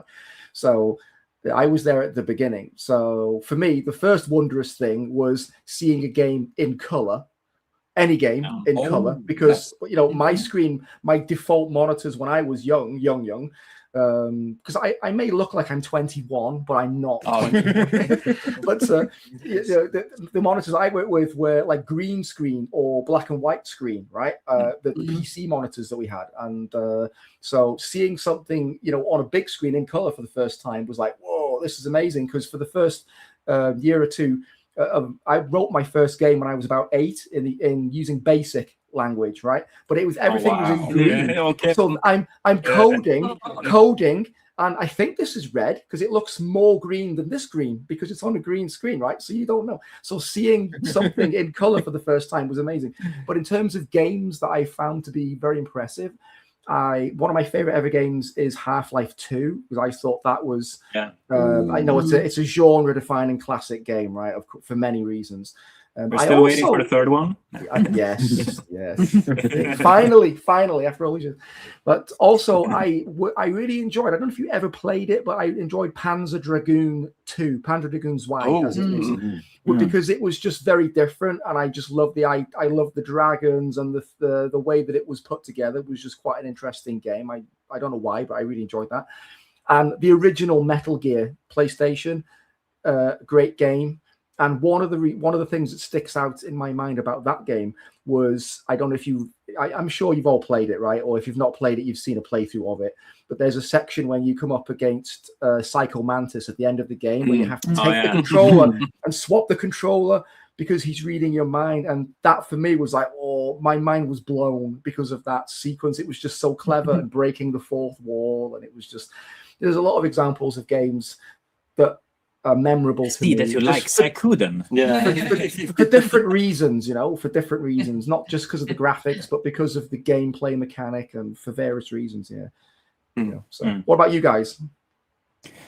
Oh man, Jesus. Let's start in that then this time. Well, I'm old as well, so I did those tape Thank you for recorder that. games. I played them. Yeah, they were my dad's, but I played them. So Day of the Tentacle, Theme Park World, those are still my favorites. Yeah, quote classics. Well, for me, I didn't really grow up with playing games, but so I'm just like getting into them right now since I'm studying. Yeah, that's very interesting. You have much to learn, young Padawan. Many games to play. Make it their or stay pure and bring in new perspectives. Don't get too stuck in the genres. Make your own visions of what you think would be interesting to play. Surprise us. My classmates actually made it their whole mission to introduce me in the games more. So so far, like the thing is with me, like when I get into playing video game, I just never want to stop playing it, and then it becomes problem because I like the graphics so much. Yeah. You see, that used to be me when I was young and I had lots more free time. That was me as well. But now I'm choosy about what games I'll play because I have only small amounts of time to be able to play. So for me, I can't dedicate lots of time to games where you have to do a lot of grinding, for example, and stuff, just because it's just so time consuming. But I've got two young boys, and my boys, they're into games now as well. And they're right now really into Street Fighter, by the way. My eldest son, he's only 6, he's 6 years old, but he loves Street Fighter, and it's his mission in life to be able to do all the ultra combos at the moment. And that's his, it's the only thing he thinks about at the moment is ultra combos on Street Fighter. How about you, Pam? What's your... my favorite one is now Snufken in the movie. I have not played that yet. But from my first game that I love, it was Sonic, the classic one that you needed to take out the and put it back, and then again to play Sonic. What about you? Oh, I have a few games, but I'm gonna pick one, and we actually just talked a lot about that the last few days, and it's Fable. And I'm so astonished by how they were able to make such a unique world. Everything from the sound, the graphics, the story, the storytelling, and it's in the middle of being goofy and super freaking serious.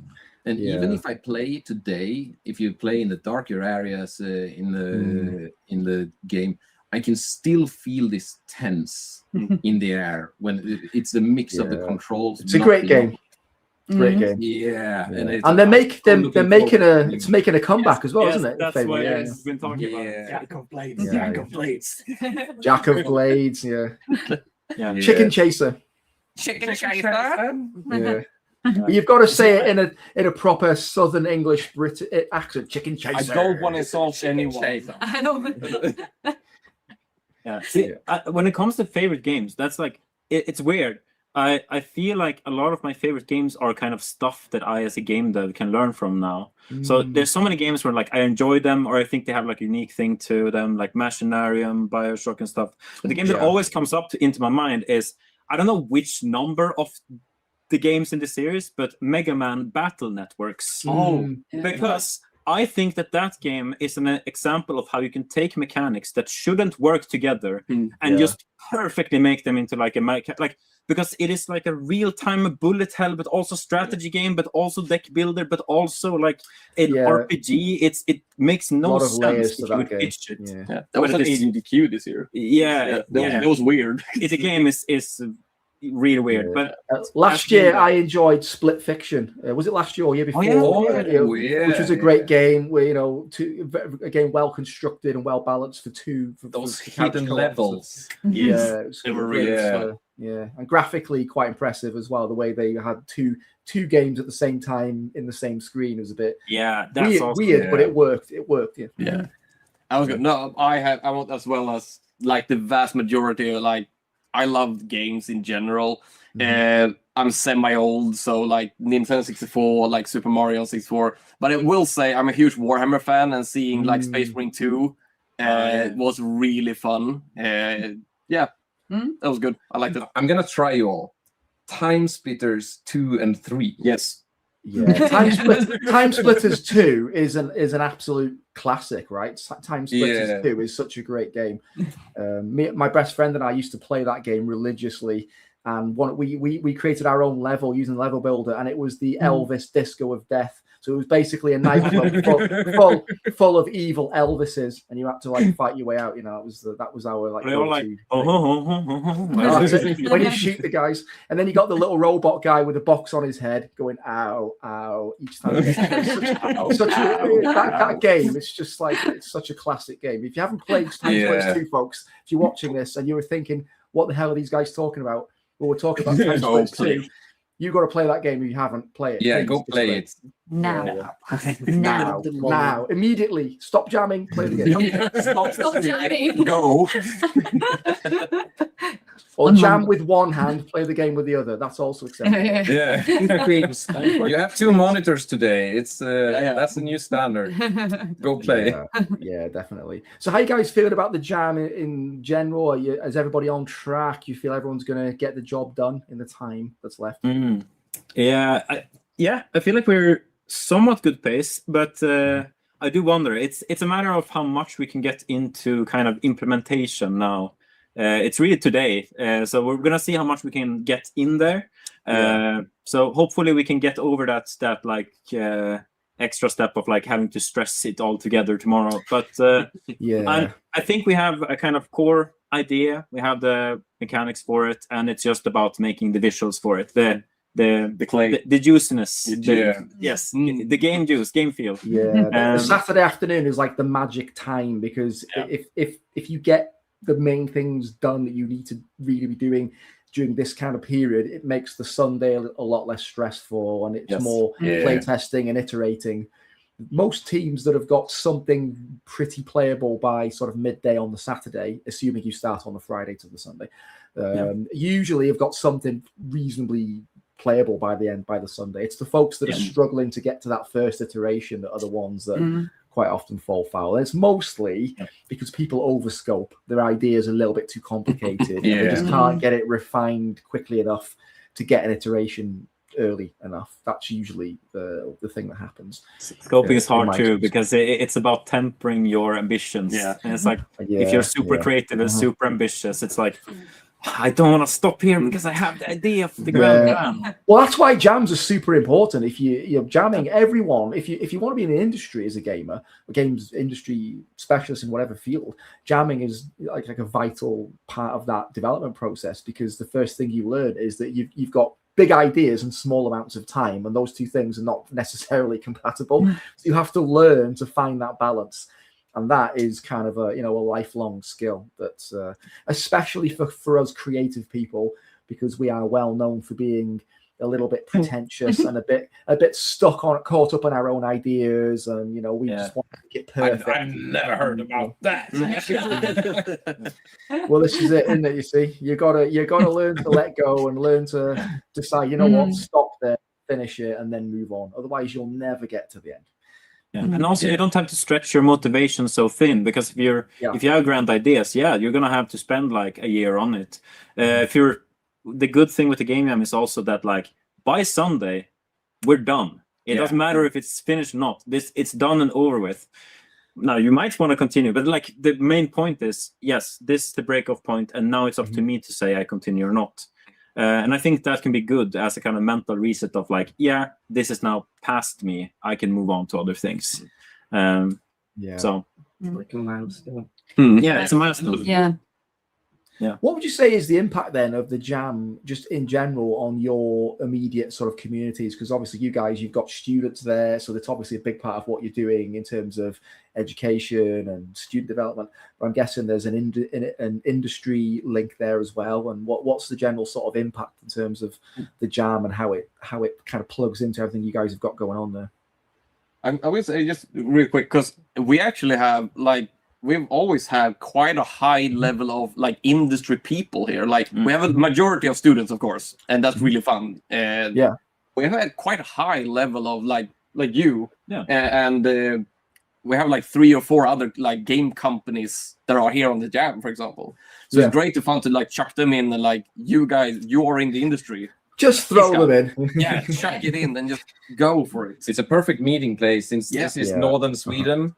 It's less populated, so it's basically a meeting point, a chance for everyone to get to know each other, get contacts, etc. Yeah. And I don't know about everyone else that's devs, but when I'm deving, I'm sitting off in some corner. I'm not socializing with people, so it's good to have an event. Yeah. When we go to a game jam, it's I'm sitting straight across the guy. I see what he's doing, and that seems really cool. It kind of naturally it's a natural meeting place for a lot of people. So I think that's a good takeaway. How do you feel from a perspective first-time jammers? Well, I would say for me, it's really interesting to work that, because when I'm not used to work in groups. I work so far, I did stuff by myself.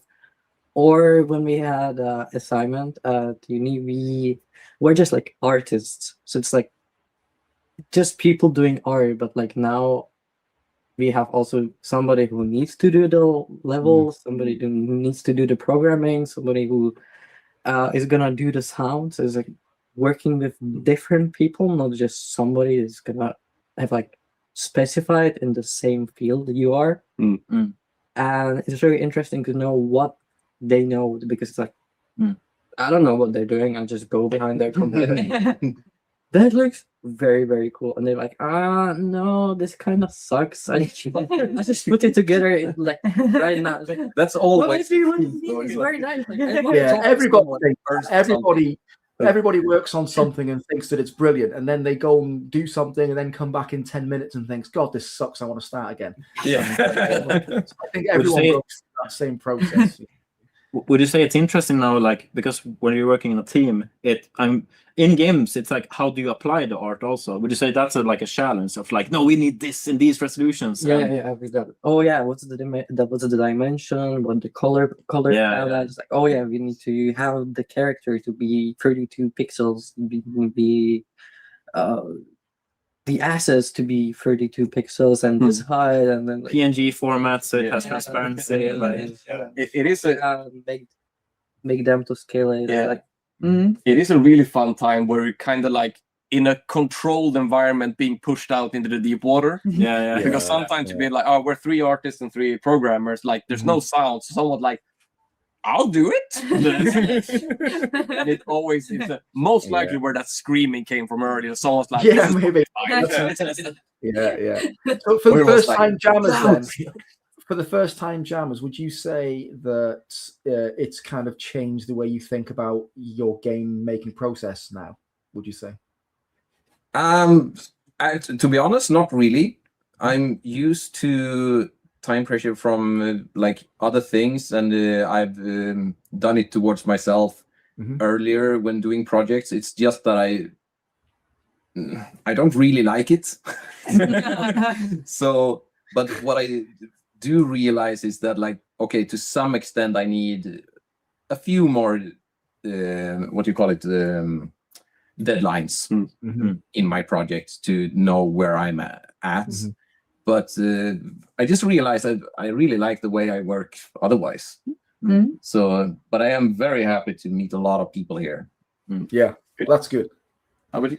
I would say I'm not used to having rushed stuff, and also when I do project, I just need get feedback from the teacher, usually change this, or maybe if you change the color of this, or if you change I don't know, opacity, or whatever. then you will pass the assignment. So the goal is to pass the assignment to have the teacher like it. But nobody tells me what to do. Like here, nobody's like, it's up to you. Yeah. It's up to you. It's up to me suddenly to do the stuff, and that's kind of scary. Well, I guess that's the difference between education and the real world, though. When at some point you have to kind of Exactly. take responsibility, and it's just you and what you've got to do, and you've got to do it and see how it turns out. And yeah, and also from a real world point of view, when things start to cost money and you have to think about budgets and you have to think about the audience and how it's going to be monetized and so forth. If you're running a studio, then you need to pay your staff and so forth. So it makes you think, you start to think a little bit differently about how you plan projects. And so having structures and deadlines and things, they are, in the end, unfortunately, a core part of how you kind of keep things going. Otherwise, you never get to the end of the project is the thing. You'll always just want to add that last little thing before you finish. I'll just add one more thing. I'll just fix that one more thing. And then before you know it, it's another 5 years have gone and you still haven't finished. So it's kind of one of those things. Like it's not completely done. I just need to do We're all. I'm just looking at the time. We're almost at the end. Have you guys got any last thoughts? Any advice for folks who are like watching and what? I have a big one.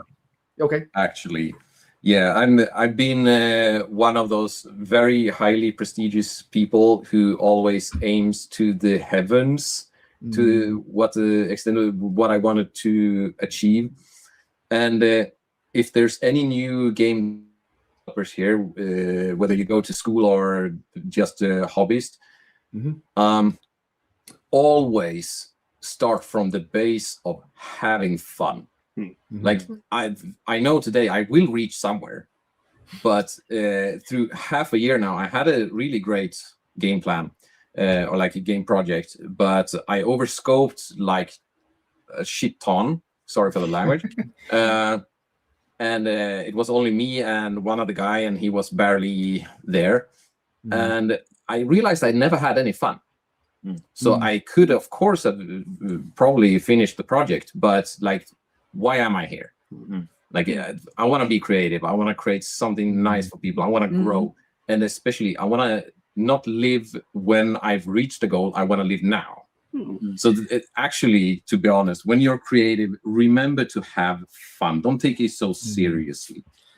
Yeah, I think that's good and on advice. that same note, I mean, if there are people that are watching the stream and you were thinking about joining a jam, you might not have joined it this time around, but you're watching this because, yeah, you're interested in game jams. I mean, I think the main point is, with enough creativity, you don't really need to have too much previous skill set. I mean, you can go to the point where you make a board game at the game jam. There's no like limit to that. So yeah, sure. Really, why not go to one? Why not? If you're interested, go for it. And I think if you want a jam that has the most resources for you to learn, I mean, Global Game Jam is. Yeah, you will find a site. You will find a site for it. Yeah, so. that's the good thing. Yeah, lots and lots of sites, and they're ever increasing. Lots and lots of first-time sites this year as well, which is amazing to see. And on that note, guys, we're gonna have to move on because we have another bunch of folks waiting in the wings to join us. It's been lovely to speak to you guys. You're all having a great time. I've really enjoyed chatting to you, and hopefully we will cross paths again very, very soon. Absolutely. Have a good one. Have a good one. Thanks, guys. We'll see you soon. Bye. Bye.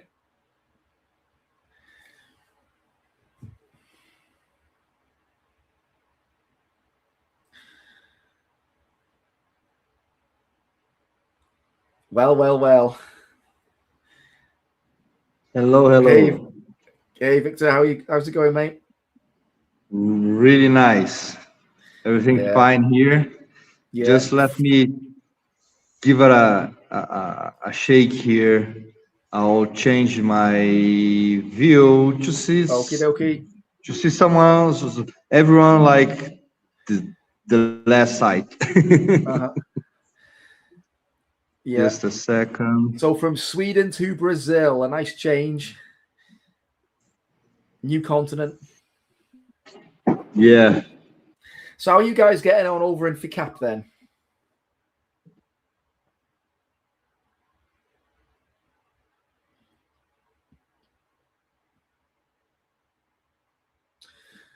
Have we lost him, or are we still with you?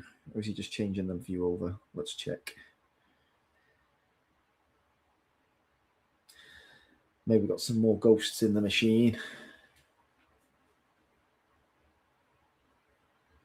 Yeah, I think we lost him. Victor, of course, is one of our global regional coordinators as well. He's been doing a fantastic job this year. Not only is he involved in the site that we just saw, and we're going to see lots more about that in just a sec, but he's also been helping us manage all of our regions around the world this year, along with Sandro. Sandro, if you're watching, I've seen your name popping up in the chat here and there, so I think you're spying on us from afar. We'll speak to you a bit later, maybe. And we're just waiting for Victor to pop back in. Hopefully not too long. That'll be cool.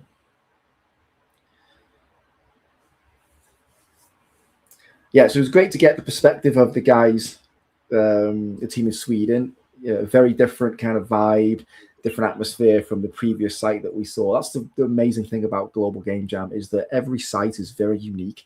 Every community is very different, but we all have the same sort of spirit and goal in mind. But I enjoy speaking to folks from the different sites to get their take on it and how they feel about it, because every story is very, very different.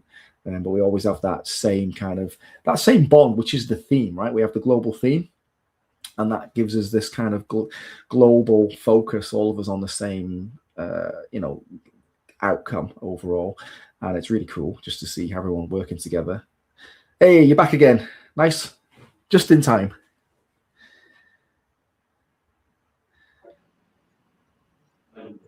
Yeah, I'm just trying. Something's messing with my connection here. I don't know what's happening. Just a second.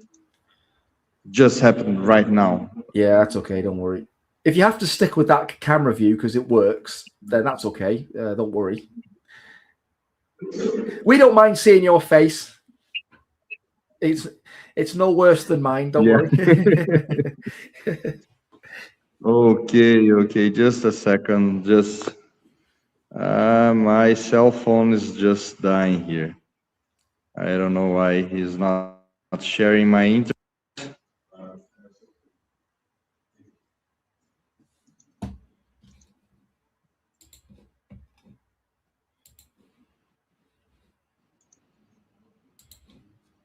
I'm putting everyone together just so we can talk a little bit. Yeah, okay. No, that's good. That's good. How many folks have you got in your site now then? What's the structure of your site this year?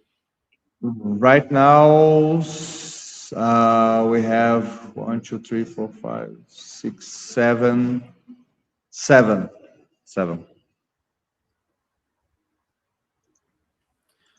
Yeah. And how's everyone enjoying it? Good? Yeah, really nice. They all got time to sleep. Oh, yeah? Yeah. Making it too easy. I just got a little bit. Let me just quick exit to enter again. Okay. Just a second. Yeah, okay. Let me just... We'll be waiting. More ghosts in the machine. This is the thing about live streaming, and if you are on our schedule and you're waiting for us, do take a bit of time to just make sure that everything you've got is working okay. Test it, and if you can be online with Emmy on our team, hey Emmy, working feverishly in the background, you make sure you are there a little bit early, because she'll help you to get sorted out and get your connection sorted and tested and things. So it makes it a little bit easier for us to be able to chat like this. But sometimes you can't help it. Tech issues are tech issues, and it's no big deal. We'll get there in the end. Let's see if Victor's going to make it back in one piece so we can see what they've been up to there.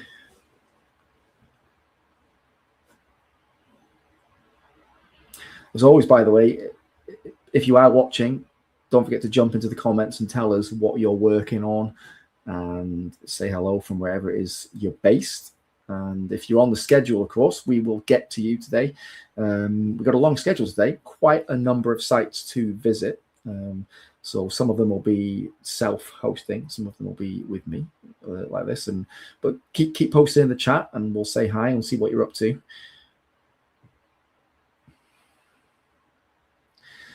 Where are you, Victor? Wherefore art thou? We await you.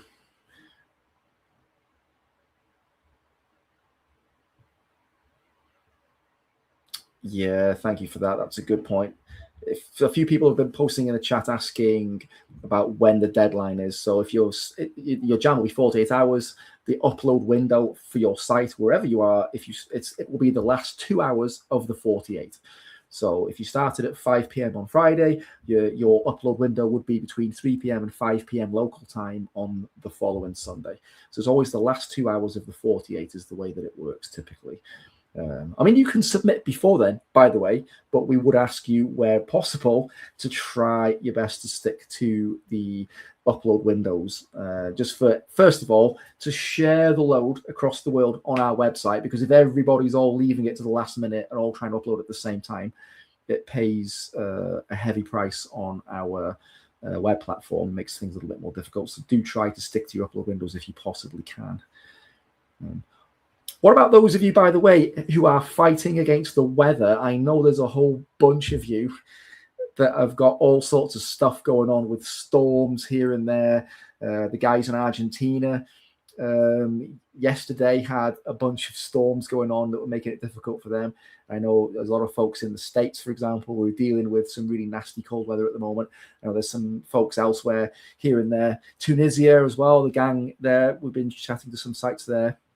I've also had some disasters with the weather. So if you are struggling with the storms and the weather, don't forget to post and tell us how you're getting on. And if you have 6 feet of snow or 2 meters of snow outside, send us a photo and we'll share that and see how you're going on. The show must go on. No pesky weather is going to stop us from jamming. That's the main and most important thing, right? As long as we've got pizza, power, game engines, or board games and table space, whatever, we're going to jam, and that'll be the main thing. Even if we have to burn the furniture to keep warm in the room, we're still going to jam, and that's fine, right? And we are back.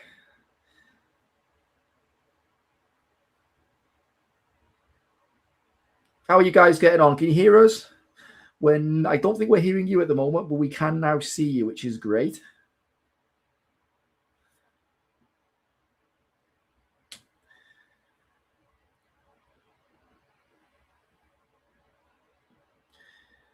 We await some news on Tenderhooks with Victor and the gang.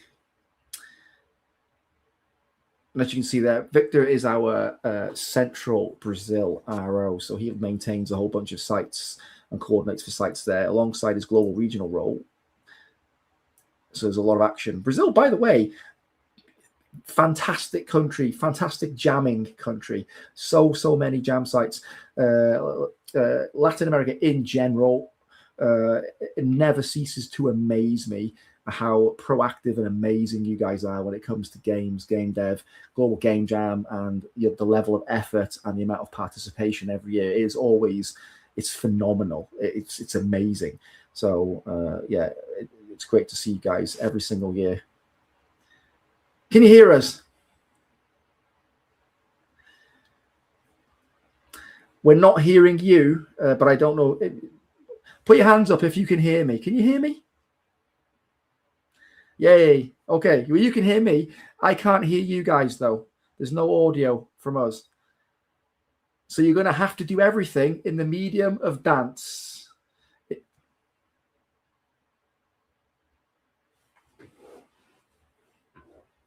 How about now? Oh, yeah, that's it. Well, I was looking forward to dance, to be honest. Okay. We can hear you. Come on. Okay, yeah. Victor, we can hear you. Introduce us to everybody. Tell us what you've been up to. And well, please together here again with everyone with masks here. Oh, nice.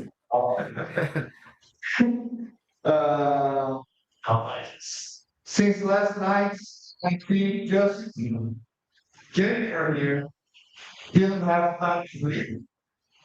The other ones just got really nice sleep. And as campers, we are just here to pack it up things and great things. Awesome. I'll ask them a little bit about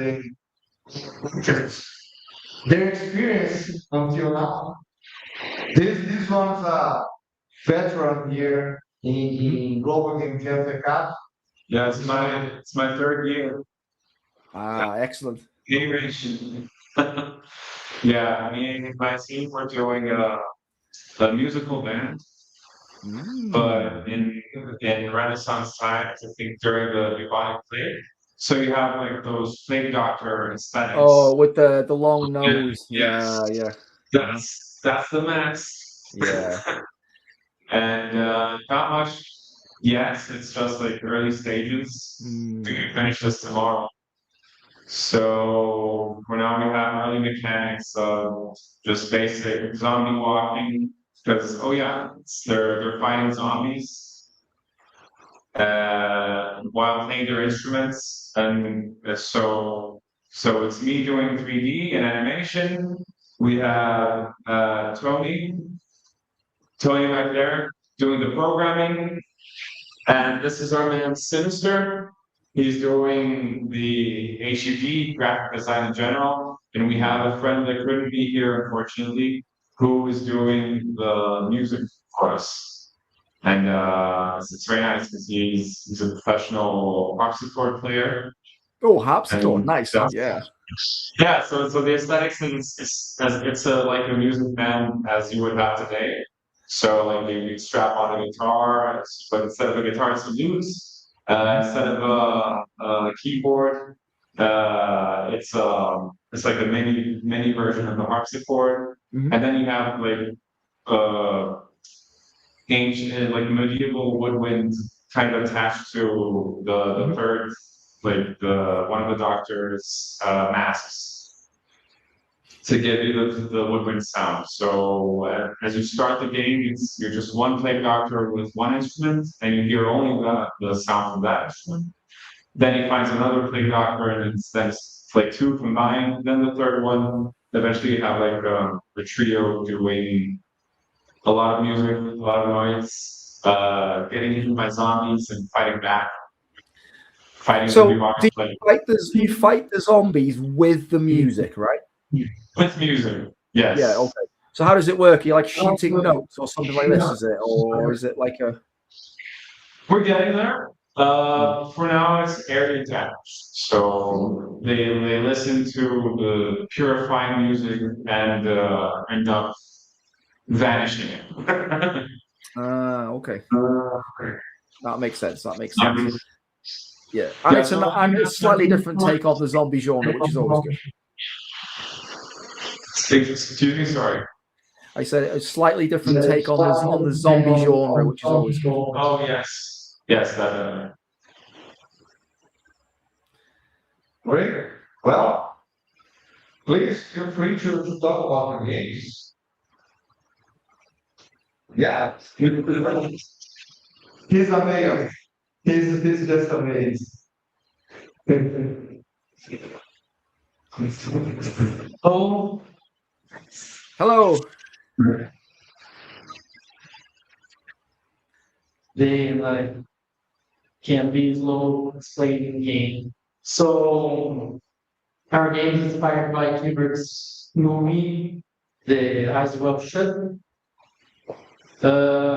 where you're a detective in a cult and with masquerade people. Your job is to find clients who need to be saved, and you cannot be cannot review yourself. You just have to talk and it's like a detective game. The detective point like game. Is it what kind of genre is it? Is it like how do you play it? Is it like 2D? Is it 3D? Is it like VR? You know, what type of interaction is it? It's 就是给 2D game. Yeah, this game is just you're in a pod and you need to ask questions. You need to keep asking questions as a detective to find the masquerade one that you want against. But everyone use masks, and that's where if you ask too much, you are discovered. And you need to ask the right questions to the right people to find out more clues and then to catch the guy that you are hunting. So that's the whole thing about this game, and it's really interesting. They are so lots of dialogue. Yeah. Yeah. And they are working a lot with this decision making with throughout all these questions, similar to some game from Telltale, and have this decisions that you need to take at the right time, and that's really nice.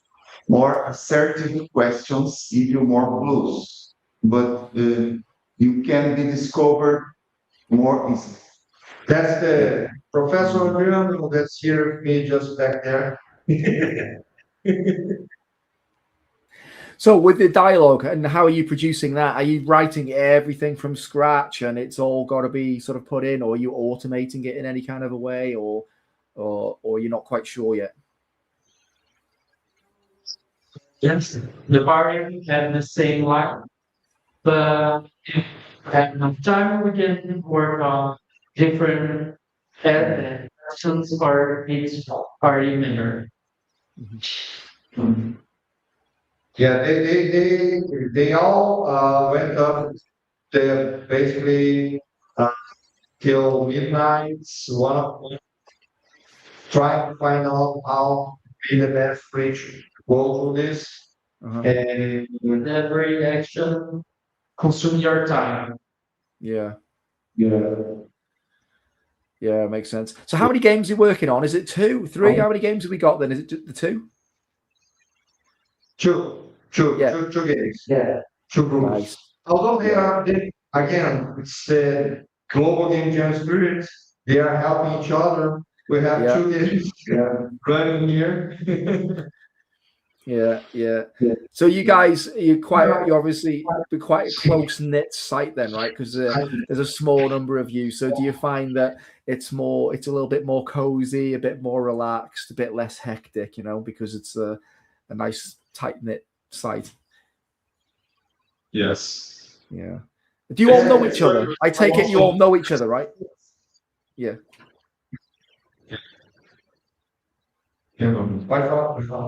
No, I was saying that we're mostly introverts, so that works best for us. Yeah. Are you all obviously you all already know each other because you're all like classmates and stuff? Is that right, or am I wrong? No, I think Mark's group is they're classmates, but my group we've never met each other before. Oh, great! In fact, that's one of the modifiers for trauma. Yeah. So yeah, basically a diversifies.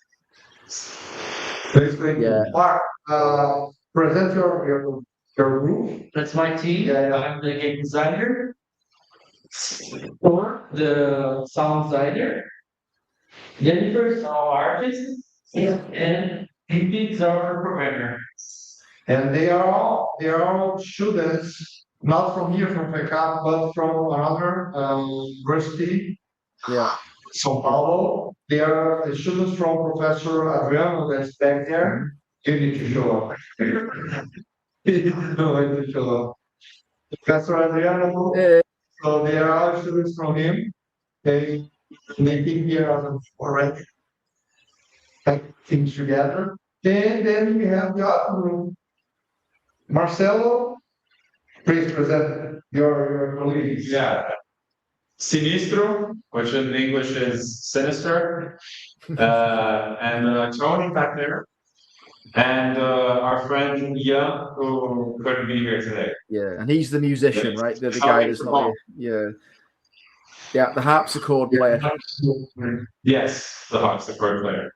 Excellent, excellent. So tell us a little bit about your site then in general. Like what's the venue and what's the atmosphere like in general? Well, I'll let them speak. Yeah, well, I live here, so people see me here all the time, so I know bit of this place. But well, I've been here 3 times. Yeah. So I only come here for the game jam. So it's like this magical place I refuge in once a year, and it's fun. I know the place well. It's amazing. Like it's literally amazing inside. I think some game designer planned because you can easily get lost slowly. You get inside and you get to like it's the fourth floor, so you have like some floors down, many stairways. It's actually inspiring. Gives us good ideas to bring to the table. Yeah, that's quite cool. 3 times for sure. Yeah. So I got lost here. First time. When we playing this, that last week we got into a global game jam participant from last year's. No, it's great. It's always great to see guys, people that come back and return again and again. And by the way, it's always good to have some veteran jammers at a site because they help with the logistics and because they understand the structure and because they've done it before. It's really helpful to folks if they've not done it before. Are any of you first-time jammers then, or have you all jammed at least once before?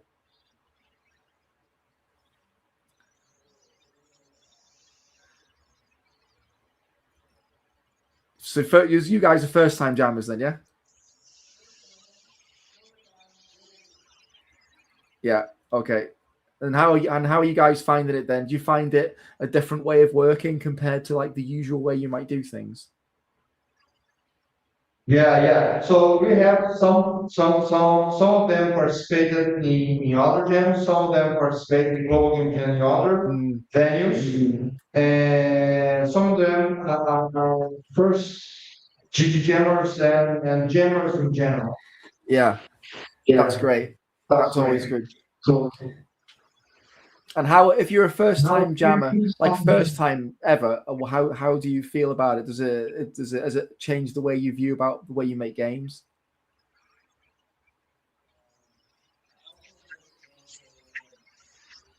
Para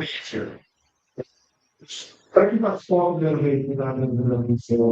mídias, qual é o que vocês estão sentindo? O que vocês acharam? O que vocês estão até o momento assim, poxa, eu vim com uma expectativa com a galera.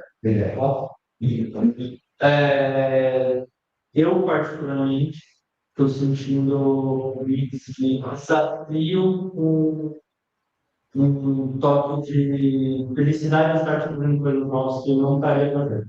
Cheguei a só traduzir para baixo. So, he's just saying that he's feeling as a first jammer that he is feeling about like a little of a challenge, and really happy to discover new things that that he got while he got in contact with people today. He discovered new things that he wouldn't be discovering by just studying by himself. Yeah, that's good. E nesse processo, estar aberto a conhecer outras pessoas e entender as outras ideias de uma forma como vou tornar aquilo viável passing the apartment Yeah, and he's explaining that meeting new people and to discover new steps that he is working on and that he didn't expect it to do that. And he thinks that that's nice. That's really a nice way to start it. Yeah. É isso, dessa parte você não vai funcionar. Alguns pessoas e vamos ver se a gente vai tocar alguma coisa aí. And we want to see this band playing. The band comes from or again, and that's his feeling. He loved it. He loved it, this experience. Yeah, it's great. And hopefully, guys, you'll get your games uploaded on time. I'm on the schedule now. Yeah. But you've got another day. You're a few hours behind me, right? You're like 3 hours behind me. I'm in the UK GMT, so you guys like 3 hours, is it, behind me? So you've got a little bit more time. Another day. Plenty of time to eat pizza, sleep a little bit more, make some more games. Yeah, I would say sleep a little bit more, but yeah. Okay, I think a lot was some things. I'm just asking to translate to you. Okay. One of the stop. Jennifer wants to talk to me. She didn't want to talk. She asked me, no, don't film me, don't grab the camera from me. That's her part. Pode falar que eu produzo.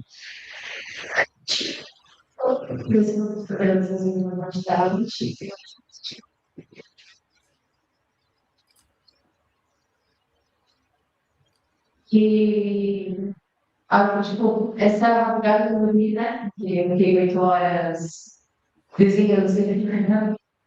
Deixa eu só traduzir.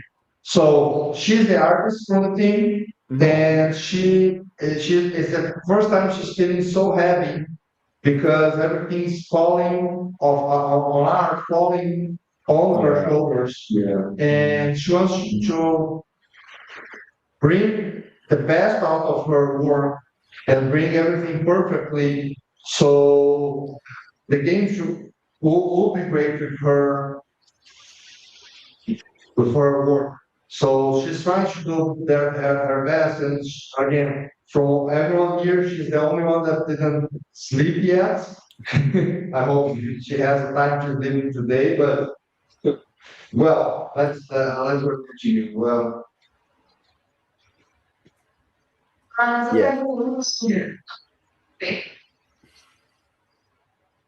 Session.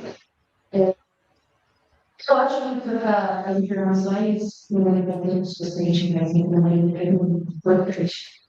E eu estou gostando da experiência. Não, vou usar no leve. Well, she's loving the experience that we are having here to exchange with new people, to talk and to share this knowledge with new people. And although a little heavy with her shoulders, that's just feeling. Well, that's part of the jam. But she is really loving. Yeah, it's great to see you guys working together, doing new things. And the most important thing is don't be afraid to just try things out. And if it doesn't work, then that's okay, because it's just an experience. It's just there to learn and to grow. And that's the most important thing. That's the spirit of the jam, right? There's no right way or wrong way. It's just try your best, experiment, be creative. And if it works, amazing. If it doesn't work, then, well, it's okay. There's always next year to try again. That's the most important thing. Well, guys, I think we are coming to the end of our session. So it's been amazing to see you guys over in Brazil flying the flag and making some great games. So keep at it. Make sure you upload your games on time. Make sure you take some rest. And thank you for joining us today. It's been great talking to you guys. Bye-bye. Bye, everyone.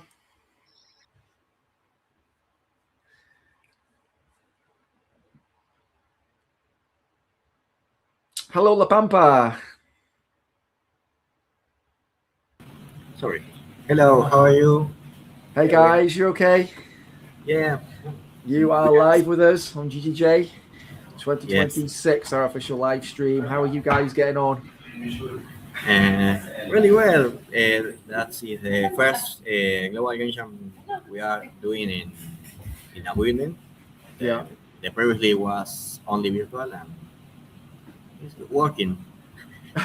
Well, that's the most important thing, right? It's working. It looks It's like working. I can see that you've got the additional view of the laboratory at the bottom of the screen. And it looks Yeah. like there's people working and getting on with stuff, which is great. Yes, we get the space of the engineering college here. Awesome. So how many people then do you have? How many jammers do you have in your site this year? We have around 30 jammers, I think. 30. Yes. Yeah, okay, that's great. That's a good number. For a first-time jam as well, it's a nice balanced number. So how many games are you guys making right now then? How many games? How many games we have? 4, 5. Okay, so more or less. Yeah, Yes. so lots of people are making groups, then working in big teams, groups. and big groups. So big groups for jams are interesting because it can go one of two ways. It can be very successful or a complete disaster because too many people makes it really difficult to be able to coordinate. How many people are in your biggest group then? What's the biggest group? I think 6 or 7 per. Okay, yeah, so 6 or 7 is reasonably big for a game jam group. So what games have we got then? What kind of games are we making? Who's going to talk about their game? Anybody? ¿Quién quiere hablar de juegos? Si quieren, pueden pasar a contarme rapidito.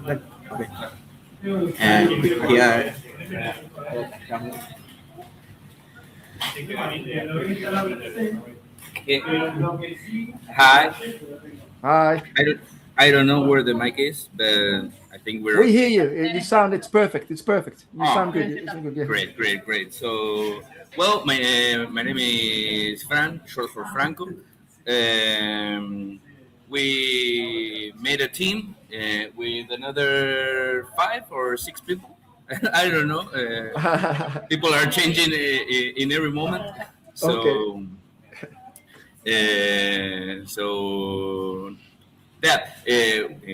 We were at first when the idea came up, we started to think. The first thing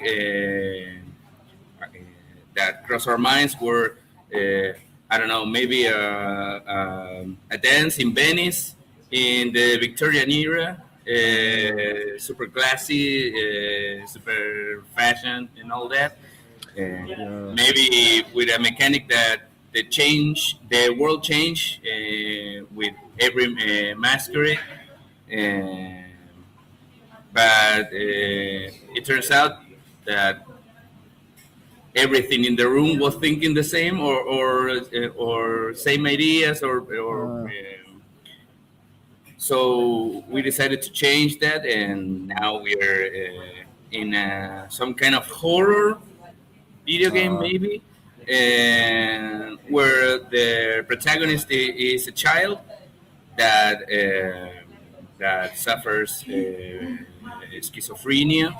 Okay. And he's trying to figure out if their parents and his sisters is a real person or if it's maybe a demon or a ghost that is wearing mask of their family. So Yeah. it's Okay, trying that's to figure quite- it out. That's interesting. So what kind of game is it? Is it like 3D third person, 3D first person? Is 3D first person. Right, okay. the loop game is centered in a diner room where this child it's eating dinner and it's chatting with his family and trying to figure out if his mother is his mother or his father is his father, and or a demon wearing a mask. In some point of the game, you can stand up and walk over the house and start to, I don't know, maybe investigate some of the rooms and see if the things inside the room matches with the declaration of the family. Okay, yeah, okay, I see. Is it like, there's quite a few games where you have to spot the errors and the mistakes and things like that, and you've got to start again if you get it wrong. And we first thought on ¿cómo se llama? That's Not My Neighbor. And ¿cómo es este? El de Brioshka, el de Papers, Please. That's right. Oh, Papers, Please. Interesting game.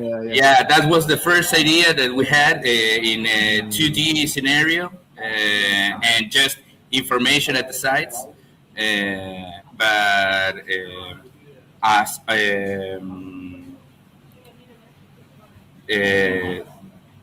as most of our background is in 3D, we went for a 3D world in a 3D game that we felt more comfortable with that. Well, that makes sense. In a jam, especially, I mean, you can either go fully new, like learning totally new skills from the beginning, and it's okay to do that. But it also has some risk because you need to spend time to learn, and then you need time to make and create. But if you already have some skills, sometimes it makes sense to just leverage what you know and focus more on making, and that's okay. We focus more on have a very round game and manage to close it, not to leave an open project that maybe doesn't feel right or doesn't feel comfy. We want.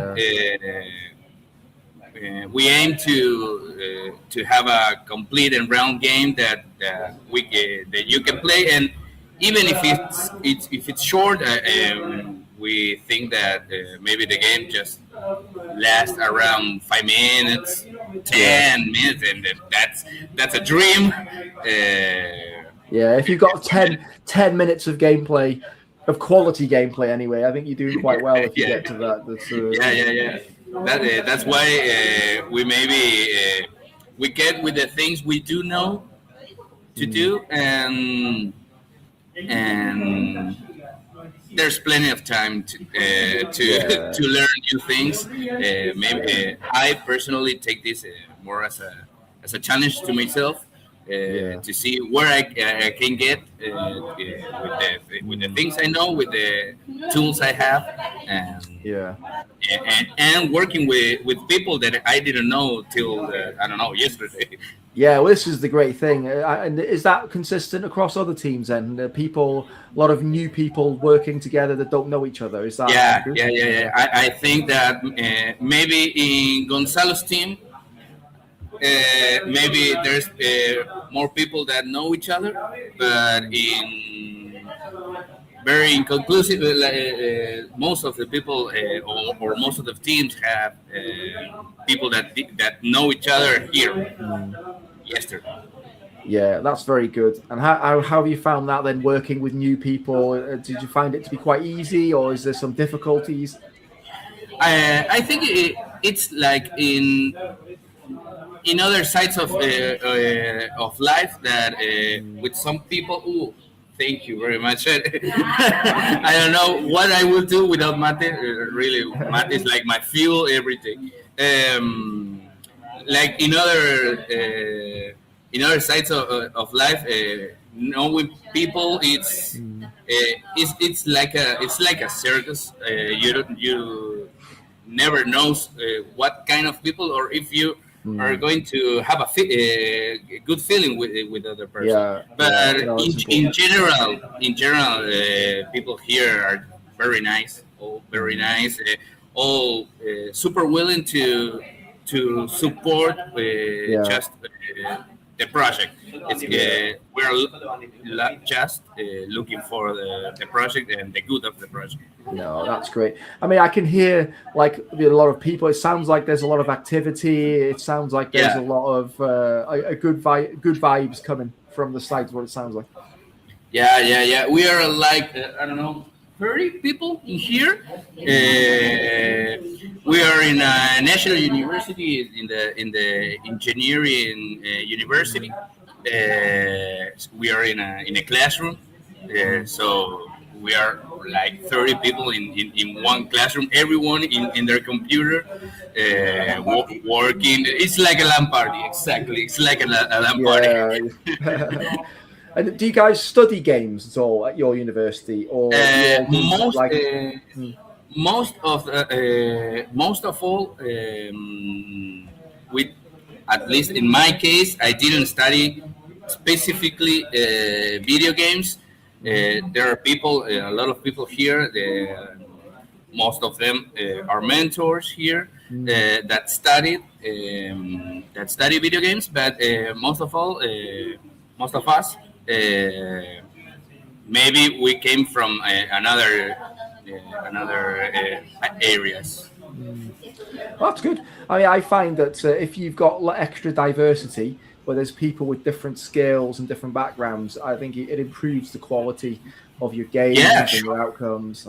Yeah, for sure, because it's incredible the amount of different visions that many of people that everyone has because of where they come from.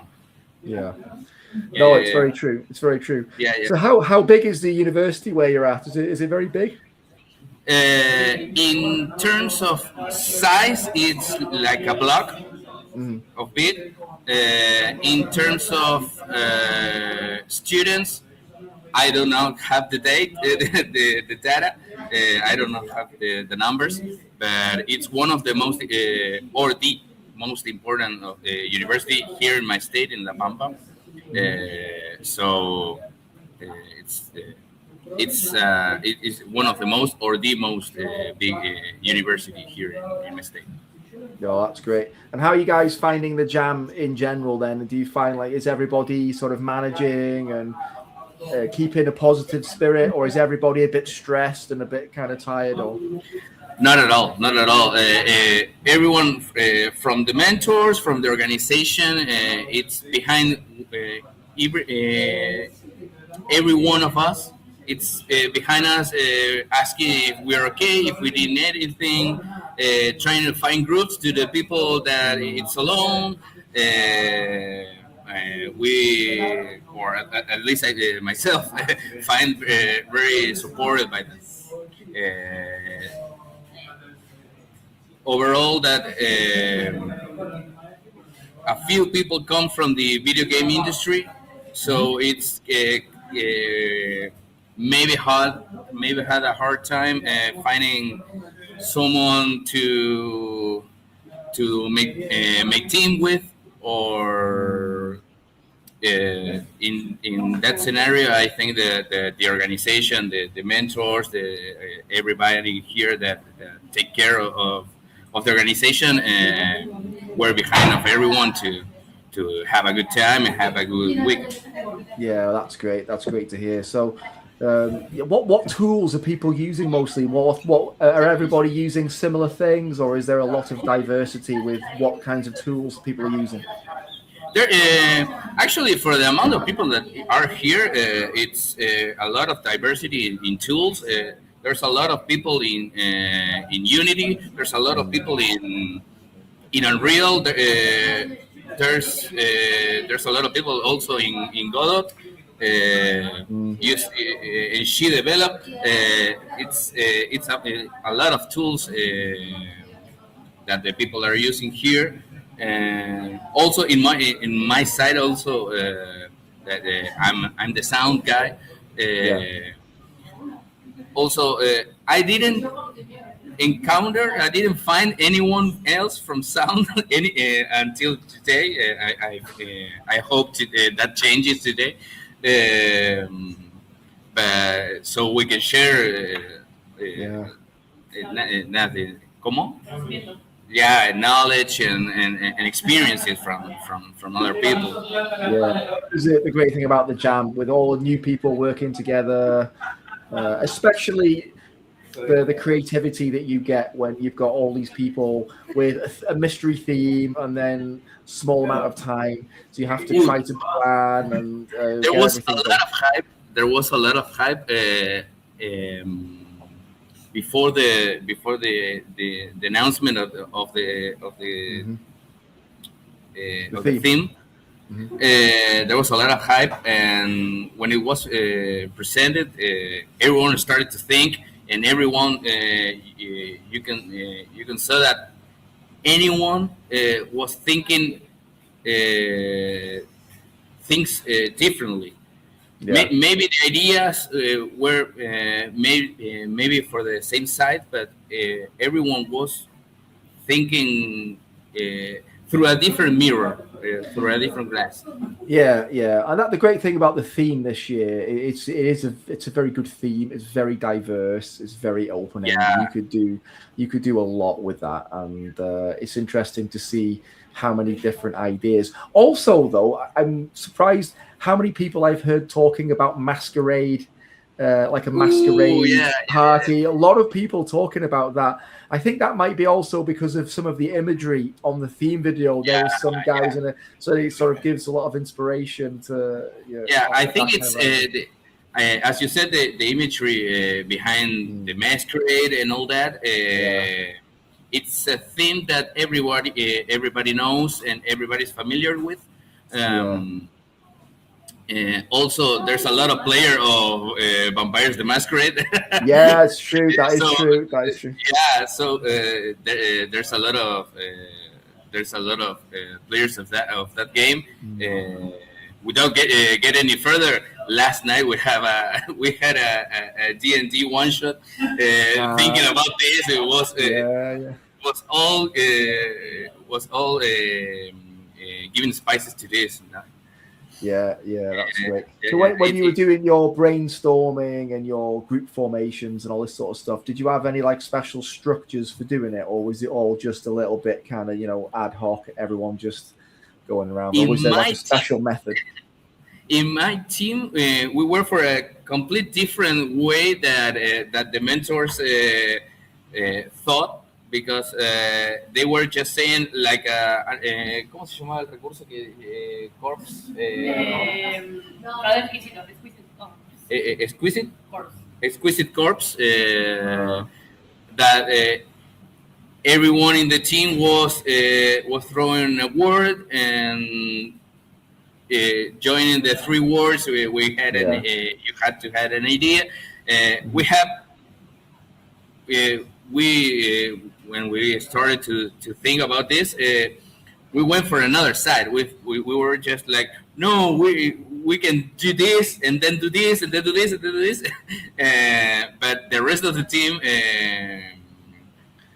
follow more these orders, and I think they had maybe a more quick resolution and more straight line to thinking to the final project. But we came to just imagination thrown out in the table.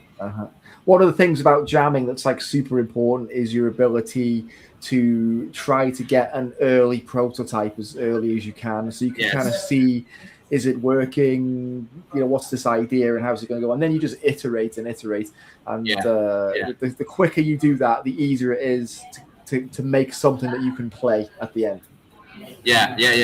That's one of the tips that one of our mentors gave us. That we think about an idea, and maybe if it's the the most common idea, it doesn't matter. You have to iterate it and iterate it and iterate it and iterate it. Thank you very much. Iterate it till it feels good, and maybe not trying to reinvent the wheel. Just with one mechanic going well, it's just a done job for us. Yeah, well, one mechanic that's done well is better than 50 mechanics that's all all over the place. Exactly. For sure. Exactly. So what's the plan for you guys then? Like tomorrow, are you going to do like a big presentation? Are people going to demonstrate their games? What's the plan? For that answer, I'm going to leave you with Juli or Mecha, that are the organization, part of the organizations. So maybe I'm just a guy who came to do a video game. So, but in part of the organization, I'm going to leave you with them. Okay, gracias, Franco. Good to see you. Por favor, el gusto es todo mío.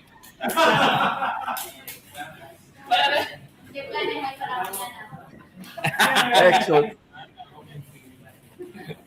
We are playing paper, rock, scissors to decide who's going to come to talk to you. Well, so an important question then: were you the winner or the loser of Clock Crevices? Let's say winner for the record. Let's say winner. Okay, excellent. So what's the plan then? For like the structure. Like tomorrow, is there going to be everyone's going to show their games, for example? What's your ideas for how you guys are going to end your jam? We are going to open the doors at 9 in the morning, and we are going to work all the morning till 4:30 in the lake. And we are going to explain the jammers to upload the game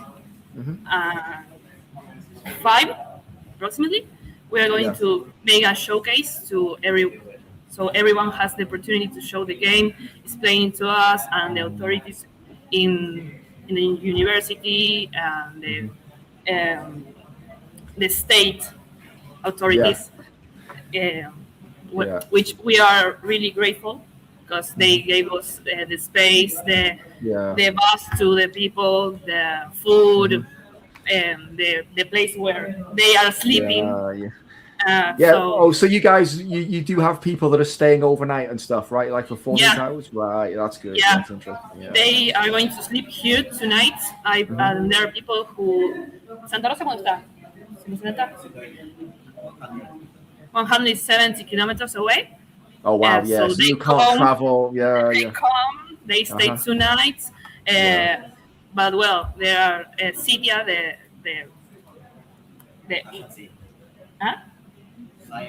Science and Technological Space of Innovation. They gave us the food, the T-shirts, the certificates for the jammers, the mentor. Amazing! That's good. That's really good. And this is the first. This is the first time. This is your first jam. You guys were saying, right? First global game jam. Global presential inside. Yeah. The first one, we have 2 virtual ones, game jams, global game jams, and another ones like from Women in Games Argentina. They have another one here, another private ones, but global with people inside. Yeah. The first one. So we are really mind blowing. Yeah. It's really good, and a lot of people don't often appreciate the difficulties and the challenges of organizing a game jam. It's not easy, and to get the venue and get everything organized, and it's a big challenge, right? The day before, I was really trying to get the place where they sleep. I was really trying. I have spoke to 3 or 4 people till they gave me a phone number. So it was like really stressing, really stressing, but I'm so happy. Usually the biggest problem of sleepover is like the health and safety and procedures and all these things. Really, it was really easy. I had to send a list of the people, their ID, and that That was Oh, okay. Well, that's good. I'm glad you managed to do that. Really, really trouble was the D&D party last night. Right. I didn't sleep with them, so I heard some things I'm really, really have to take care of. But I'm really. Oh dear. They are having fun. Yeah. D&D hooligans. Is that what you're saying? Yeah. Never mind. Never mind. So how you guys found it overall? Would you say it's been a big success? Yeah. We are so happy for the success. We have a lot of people. We didn't expect this kind of people, that big amount of people, a really variety of age, a really range. No, the organization really worked hard for this, and we're really happy. I'm sensing like a lot of positivity, and people seem to be really enthusiastic. Yeah. It's really good. Yeah. It was like 11:30 in the night, and I have a long list of messages asking about tools and art and music, and Discord was blowing. Yeah. No, it's really good. Yeah, that's really good. I'm so glad that you guys have managed to get your site organized and you're having loads of fun. And not long to go, like another day. You're only a few hours behind us, really, in the UK. So you're not far behind, and you'll finish later on. Yeah, so it's good to hear you'll have a nice presentation, and people get the chance to kind of show off their games, and that's good. We are not expecting high quality endgame. We are really trying to get people to finish something usable, one level, one character moving around. We are not expecting just a really big game, just having fun and giving people the chance to enter in this incredible world we are building for them. So I totally agree. Yeah, it's the most important thing, and nobody expects anyone to produce some amazing, perfect, completed game. And if they do, okay, well that's amazing. But really, it's just about experimentation, learning new things, meeting people, working together. And even if the game is totally broken at the end, you can still upload and put it, and it doesn't matter. It's okay. It's the most important. We are really a really small state, so we really know each other. If they are 170 kilometers away, we really are a really small state. So keeping in touch with everyone, it's really the most enjoyable part, because I, as a mentor, as an organization member, the 70% of them I didn't know them. No, that's great. It's really glad for me to renew the people, having bring a new people flow. together. Yeah. And well, if they enjoy this, keep them in the community. Yeah. Well, it's the most important thing, because this is the great thing about the Jam, is it brings people together and it creates new contacts and grows communities. And it's amazing to hear that you guys have got folks that are traveling so far to come to your site. And that's really great to hear. And I'm glad they were able to make it, and there's no problems with the weather and other challenges and stuff, which is really good. Yeah, I don't want to jinx it for you, just in case. touch wood. Yeah, touch wood. But so I think we've come to the end of our session. It's gone really, really quickly today. It's been amazing to speak to you guys in La Pampa. So I'm glad that you've had such a great time. Oh, you're welcome. It's been brilliant speaking to you guys and meeting you. And I wish you the best luck with the Jam, and let me know how you get on. Okay, guys? I'll speak to you soon. See you soon. Bye. Bye, guys.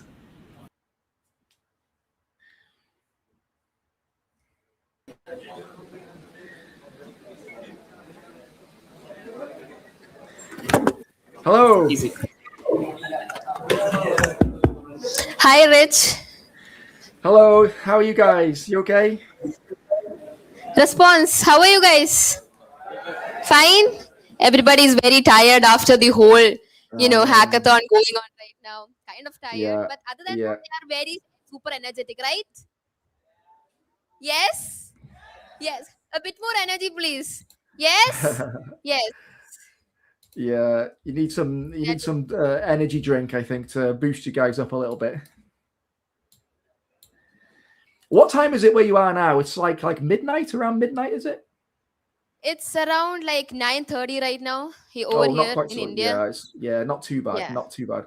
But you What guys are time is doing it really there well. right now? For me right now, I'm in Northeast Wales in the UK, and it is 4 o'clock.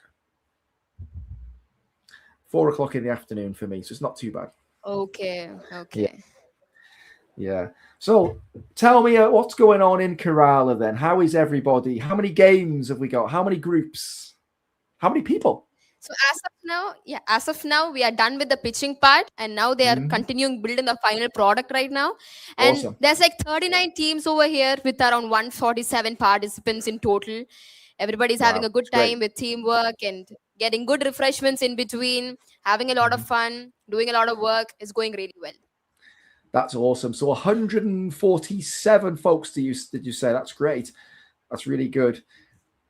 And what kind of tools and technologies are we seeing? Is everybody doing something different, or is there lots of people using similar tools and technologies?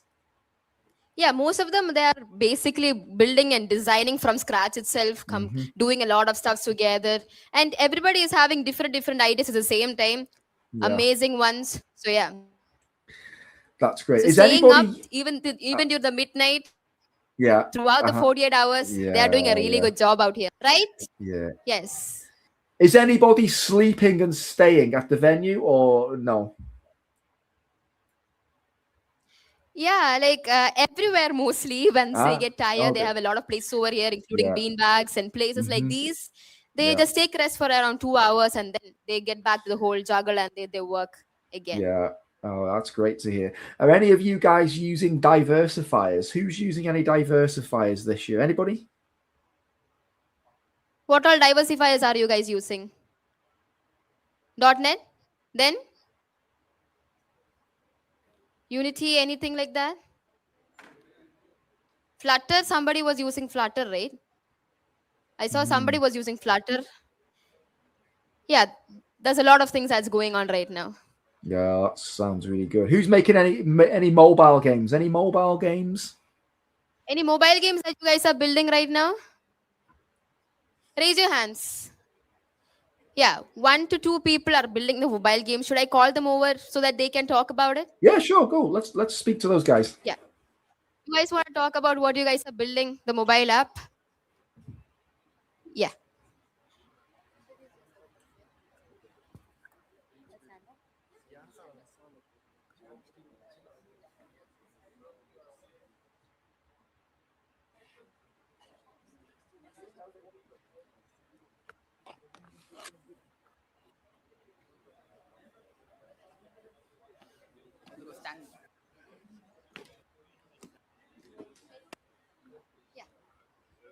What kind of thing are you building?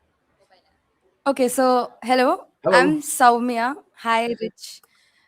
So we are building a mobile as well as a desktop game. You can play it both because it's like in a landscape view. So our game is about a platform runner game come arena. So the hero collects collectibles that are masks, and some masks are going to put him in an arena where he has to pick fights with the monsters before reaching the main villain. And the main villain is no one but his himself. You can say himself. Oh, because okay. Right. he the AI, it's an AI actually. The AI reads all his match history and makes a villain just as good as he is. So it becomes very hard for him to fight him, and it's somewhat also undefeatable. So that's our game plan. Oh, so there's no way to win? Is that what you mean, or there is a way to win? Is there a way to win? Yes, of course. If you know yourself really well, you can win. I don't know if I can win against myself. I don't know if I could do that. Okay, good job. Yeah. So as of now, we had like 2 speakers out here. One speaker, his name is Michael Joseph, and he was talking about how storytelling can be integrated into game, how the empathy and how the game could be connected by storytelling and stuff. And the second speaker, his name is Mr. Sunil, and he came all the way from Los Angeles. He's basically Wow. a game developer, designer, and all together. So would you like to hear some stories from us participants who are building something? Yes, Some of volunteers course. who I can call up? Yeah. Yes. Who Who is wants to ready to go first? volunteer for this? Who is ready to volunteer? Come on, guys. Say Who's what going you to guys volunteer? Anybody to talk? Yeah, sure. Can you guys come to the front with the team who all are building the stuff and then say what is happening with your program? Yeah. Come and tell us about your game.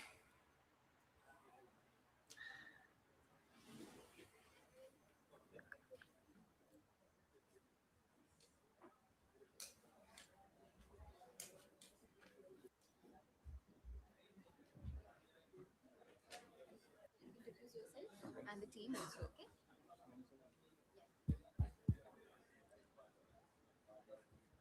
Hey, guys. Hi, we are the Midnight Moon. So my name is Christy Basinanil. These are my teammates. Hi Rich, I'm Nindin. I'm Justin Johnson. I'm Shivdars. Excellent. So And what are you guys up to then? What's your game? So we are trying to make a game inspired from the folktale called Odiyan. It's famous in Kerala. It's a folktale in which a person dress as animals and scare people. It's in early 90s. It was a famous folktale. So we think that the Odiyan gets powers from a mask. Right. So he's trying, but the ultimate Odiyan, it's which gets the power from a mask called the Golden Mask. So he lost his mask in some situation, and he's trying to recover that by exploring some terrains. And he used his simple mask, like mask of a buffalo, to transform into simple creatures to move through that terrains. Right. So you sort of masquerade as a creature in order to be able to like explore without any penalties. Right. Yeah, that makes sense. And how many different types of terrains are you going to have? How many different types of creatures? Due to the time delay, we are trying to do it minimum of 2. If we have the time, we will trying to do more than 2 and more creatures like buffalo, birds, eagle, and water creatures like that. For proof of concept, to see if you can make it work, and then obviously you can always come back later and expand, right? If it's successful, you can come back and continue the work. Yeah. What genre is this game, by the way? Is it like third person, first person? Is it 2D? 2D. 3D? 2D. It's a 2D game. Right. 2D platform game. Right, yeah. And who's doing what then in the team? Which skill sets? Who's performing which role in the team? So he's in charge of animation and assets. These 2 guys, and I do also designing and coding. This is our main coding guy, developer. Which tool are you using? Which engine are you using? Unity. Oh, okay, right, yeah, okay, that's great. So, lots of plenty of support and templates and different things that you can use to really expand the project. Then, early days. That's great. So, do you think you're going to get finished on time tomorrow? What do you think? Well, we are planning. If everything works out, we planned. We didn't see any other possibilities. Do you have like a prototype now that you can kind of play and it's kind of working, or are you still working towards that? We have the visual. We have done some things. I think I just do some. Well, 1 second. Okay, so can we call up another person too so that they can also come and press? Yeah, of course you okay. can. Thank you so much, guys. Your idea is Thanks, amazing. guys. Keep working on that. Yeah. Please give them a big round of applause, please. Yeah. Okay. Now, which team wants to come forward and present what you guys are building? It's a big opportunity. You are presenting into somebody who is basically the director of programs and events over here at the Global Game Jam. So who wants to take up the role to come in front? Okay. So we have one person coming from the back. Please Don't give be him a round afraid. of applause.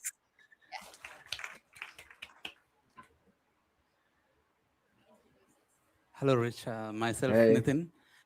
and I'm currently working right now. I'm working at Wonderland Engine. So awesome. I'm not sure if you've heard of the engine. Like it's a Unity, just like sorry, it's an game engine just like Unity and Unreal.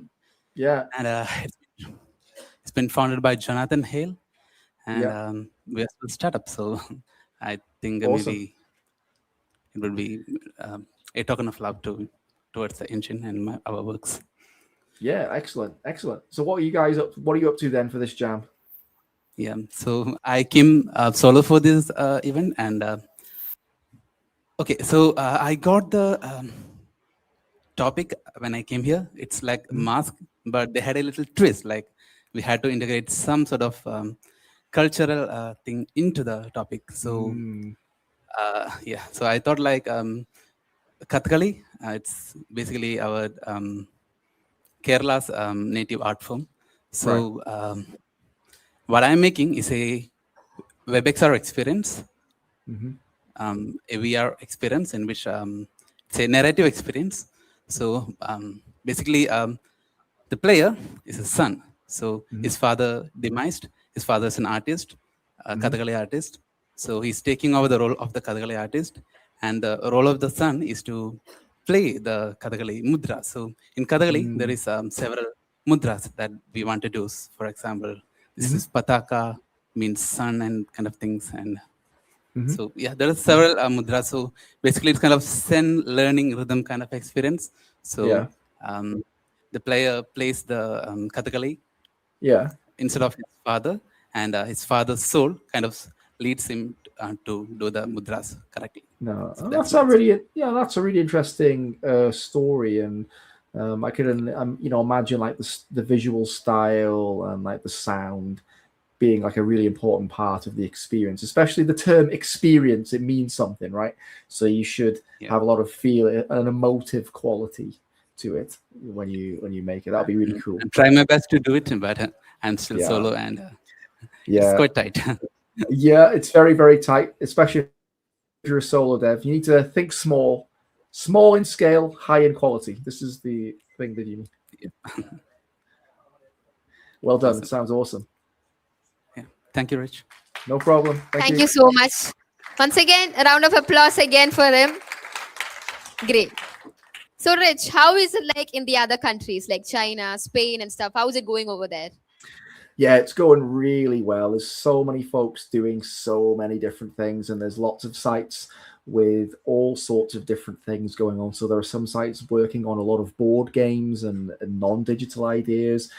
We were speaking with some of the guys over in China earlier, and their site was also a cat home. So they had all these cats and kittens running around everywhere and stuff, which is really funny and cool.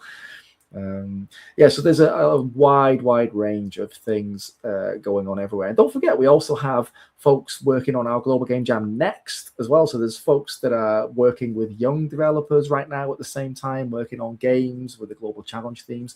Do you guys have anyone at your site that's working on the Games for Change themes at all? Or are you all working on the standard themes? Are you guys sticking to the standard side? Or are you guys doing anything like other than that? Completely changed out of the whole topic and standardized? No? No. Oh, we are that's sticking okay. to the standard side. Yeah. Yeah. I really like the fact that you guys are working or incorporating some cultural elements into the games that you make as well. I think that's something really interesting because not all sites do that. So that's something that adds a little bit of additional value to what you guys are doing. That was really the whole idea. Like, integrate something that is whole culturally involved into the whole game development stuff. So that's why people came up with the idea of Kathakali, and then ODN, that's also another folklore happening here in Kerala. So it's like a mix of things. So is there any question that you want to ask to our participants and the whole team of GGJ for this year? Yeah, sure. So how do you guys know each other very well or not? I'm sensing, because there's a lot of you, that there's a lot of people that maybe don't know each other already. Would that be correct?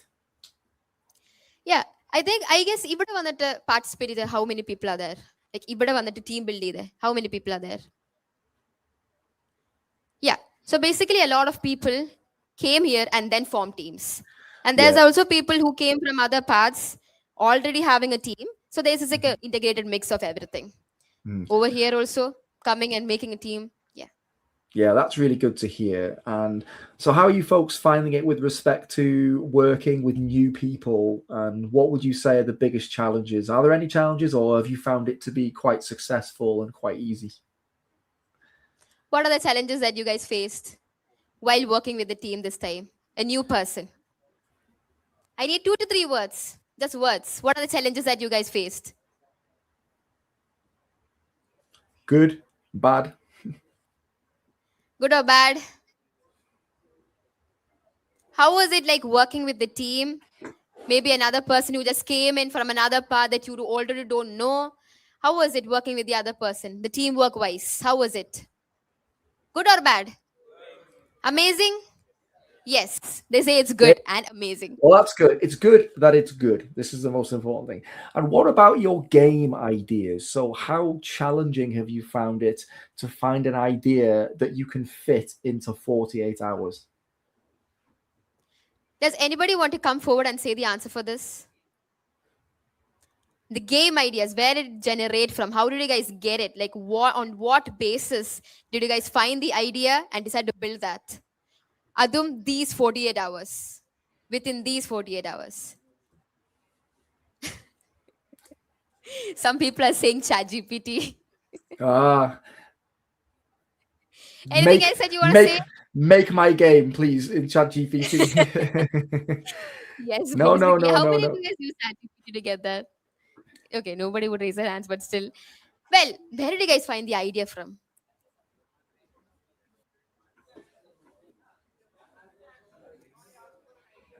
Nobody asked for an idea.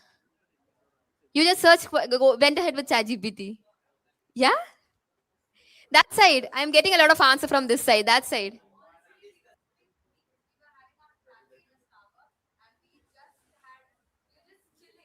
Okay.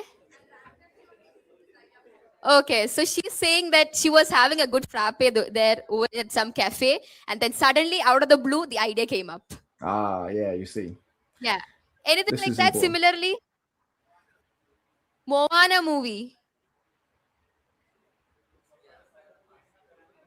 What? A person get into? Oh, learning? Turning into an animal. Mohanlal. Okay. No? Moana the movie. Where's turning into an animal over there? She does? You know what? I'm not educated with Moana over here, but still, yeah. So they are getting a lot of ideas from several places. One from a cafe, then another from ChatGPT, and then from a lot of character-based movies. Yeah. So that's how it goes. Most of my good ideas come at like 3 a.m. in the morning when I'm very tired and I can't sleep. And then it's like, bing, oh, my best ideas come at this time. Yeah. Right. How many of you guys got the idea at 3 a.m. in the morning? Oh, I have game jam tomorrow. I did this idea. How many of you guys got that idea like that? Okay, there's one person. Okay, can you guys tell me what your idea is? We discussed in 29th, we discussed about the theme mask, and then from the theme, we told our teammates, let's see the reveal and we'll make an idea. And when we saw the reveal, we got idea. We make 9 mortal ways. So like 9 different emotions of the mask. Nice. Yeah. Very impressive how the human brain works at some point and the other. And now I got the idea. Dwayne Johnson turns into, the other animals. Yeah, got it. Yeah. Well, everything is going very good as of now. Even after 2 days, they are having such energy in them. Yeah. And everything getting planned over here is well and fine and amazing over here. Everything is getting replenished one by one. Yeah, that's really good. And what are your plans for the big finale then? Are you going to have like a big presentation where people can show off their games and talk about what they've done? Yes, we are having that. During the grand finale, the team will be called up, the top.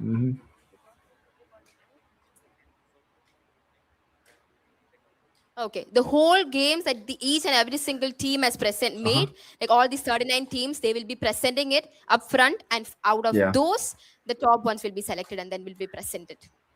Ah, right. Okay, that makes sense. And by the way, it makes sense because you have a lot of people and a lot of games, so you need to have enough time to be able Yes, to do that. we need a And lot of time. yeah, yeah. And remember, even if your game is broken at the end, you can still upload, and it's okay. It doesn't matter if it's broken, right? But the important thing is that you upload, that you submit your game at the end. Yes. Is there any question that you want to ask, Rich?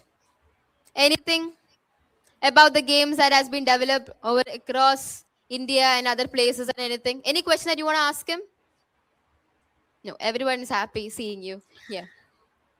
Everybody's happy. That's what I like to see. It's the best thing. Yeah, since it's already like almost 10 o'clock right now, it's basically the standard time for people to sleep over here in India. Yeah, But it's being energy developers, going down a little bit. Yeah, I yeah. understand. But at Yeah. one point, being developers, you just forget the clock time. Sometimes you will sleep at 2 a.m. in the morning, 4 a.m. in the morning. Depends on how long the work is and stuff. Yeah, no, it does. It's very true. What about the impact of the jam in general? Would you say that Global Game Jam has a big impact on the community for where you guys are? Okay, I think I'll ask that question to you. Okay. Mhm. So, what do you think is the whole impact of this whole 48-hour hackathon is going to be for you and the others? Just simple words like useful, future based. Like, what are you getting from this 48-hour hackathon? What? Getting tired. That's what. Then, Uh-huh. like, you guys said something, no? Knowledge. Then, they get knowledge. Then, teamwork is there. Then, Teamwork, good one. then, a new experience, and somebody said friends. Friends, Yeah. yeah. Feel good? Then, any more comments that you want to give? How it is going to impact the community as well as you guys move forward? Anything? Portfolio experience. Resume worthy projects. You can pitch it to some other people who are as interviews go on and then stuff like that. So also that is also a part of that, and people are also coming to know about what this global game jam is because of a lot of social media platforms like WhatsApp, Instagram, LinkedIn. Yeah. That's What the about whole where impact that does everybody live locally, or do you have folks there that are traveling a long distance to be with you? Yes, there's a lot of people from Kerala itself, and I met a team today. They came all the way from Tamil Nadu, and they are over here participating here in Kerala. So they have to come across like what, kilometers and kilometers. Yeah, that's really great. Yeah.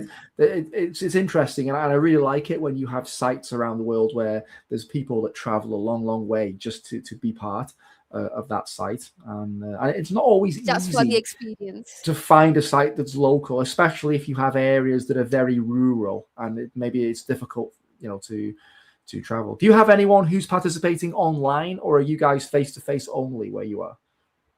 Everything is just offline, face to face. Being present over here at Kerala's had a mission and building over here itself. There's nothing online. No, that's fine. Have a one-on-one conversation with them, what their project is, and check their progress across these 48 hours and judge based on that. Yeah, I mean, I like all the hybrid sites, and that's totally fine. I think the face-to-face method is you get the most out of it when you're physically there, and you can sample the atmosphere and gain experience and speak to people that you've never met before, learn new things, try things out, which is the most important thing. And it's okay to fail. It's okay for it to be a complete disaster, because you learn, you get knowledge, you get experience, and you get a chance to try again the next year. This is the most important thing about Game Jam. Yes, totally. Yeah. Is there anyone there making a non-digital game at all, or are you all making digital games? Nope. Everybody's making a digital game itself, right? Yeah. Everyone, 100%. Everyone is making the digital game itself. Nobody's sticking to the non-digital part. Well, that's okay. That's okay. We can't all be board game enthusiasts. It's okay to be a technology geek. It's totally okay. Yes, because everything is in the software side right now, right? Nobody is much more into the offline part of it. Yeah. Yeah. So, what advice would you have then as an organizer? Because your site is quite large, you have quite a few people and a lot of different things to think about. What advice would you have to other folks then who are watching now that are also hosting sites and things that you might need to think about, things that you might need to improve upon for next year? Maybe how would I grow my site, for example? So the whole purpose of this was to bring an experience to people, to bring a much more wider view of what exactly is a game development and give them a platform so that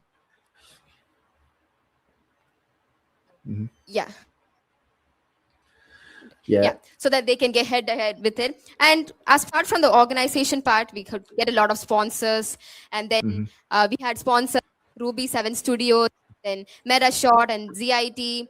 All these were ready. Yeah.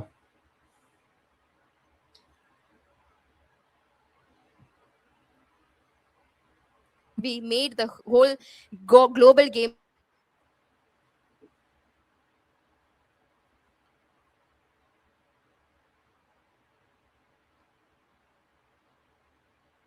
That's okay.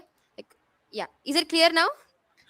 I can hear you. I can hear you. It's just the internet was just cutting out a little bit, but we mostly could hear what you were saying, mostly. And it's really great that you've got such a good number of sponsors, and I appreciate all of the hard work that it takes to put together a jam. A lot of hard work and a lot of months preparation has been put into it. Yeah. Yeah, it's very true. There was a lot of and it was a whole success, right, guys? Did you guys like the whole experience of 2 days? Yes. Amazing. 100%. Yes, they are very happy with this, with the whole energy that I can get. They're like super happy with it. The way everything was organized, starting from the start until tomorrow, everything is going very well and fine. Yeah, that's good to hear. And it's great to see, a site with such a wide range of different games, people traveling there, staying overnight as well if they need to. And you've got such a great atmosphere there and a lot of people as well. So thank you guys for taking all of that time and effort to be there and to spend time with us as well. And it's been amazing to see what you guys are up to in Kerala. Thank you so much, Rich. It was nice meeting you, and it was really great interacting with you from our side as well. It was a great night, and thank you so much. And let's make this 100% success in the next year as well. And this year, we are going to get the finals tomorrow, right? So shall we say goodbye to him? Say bye. Bye.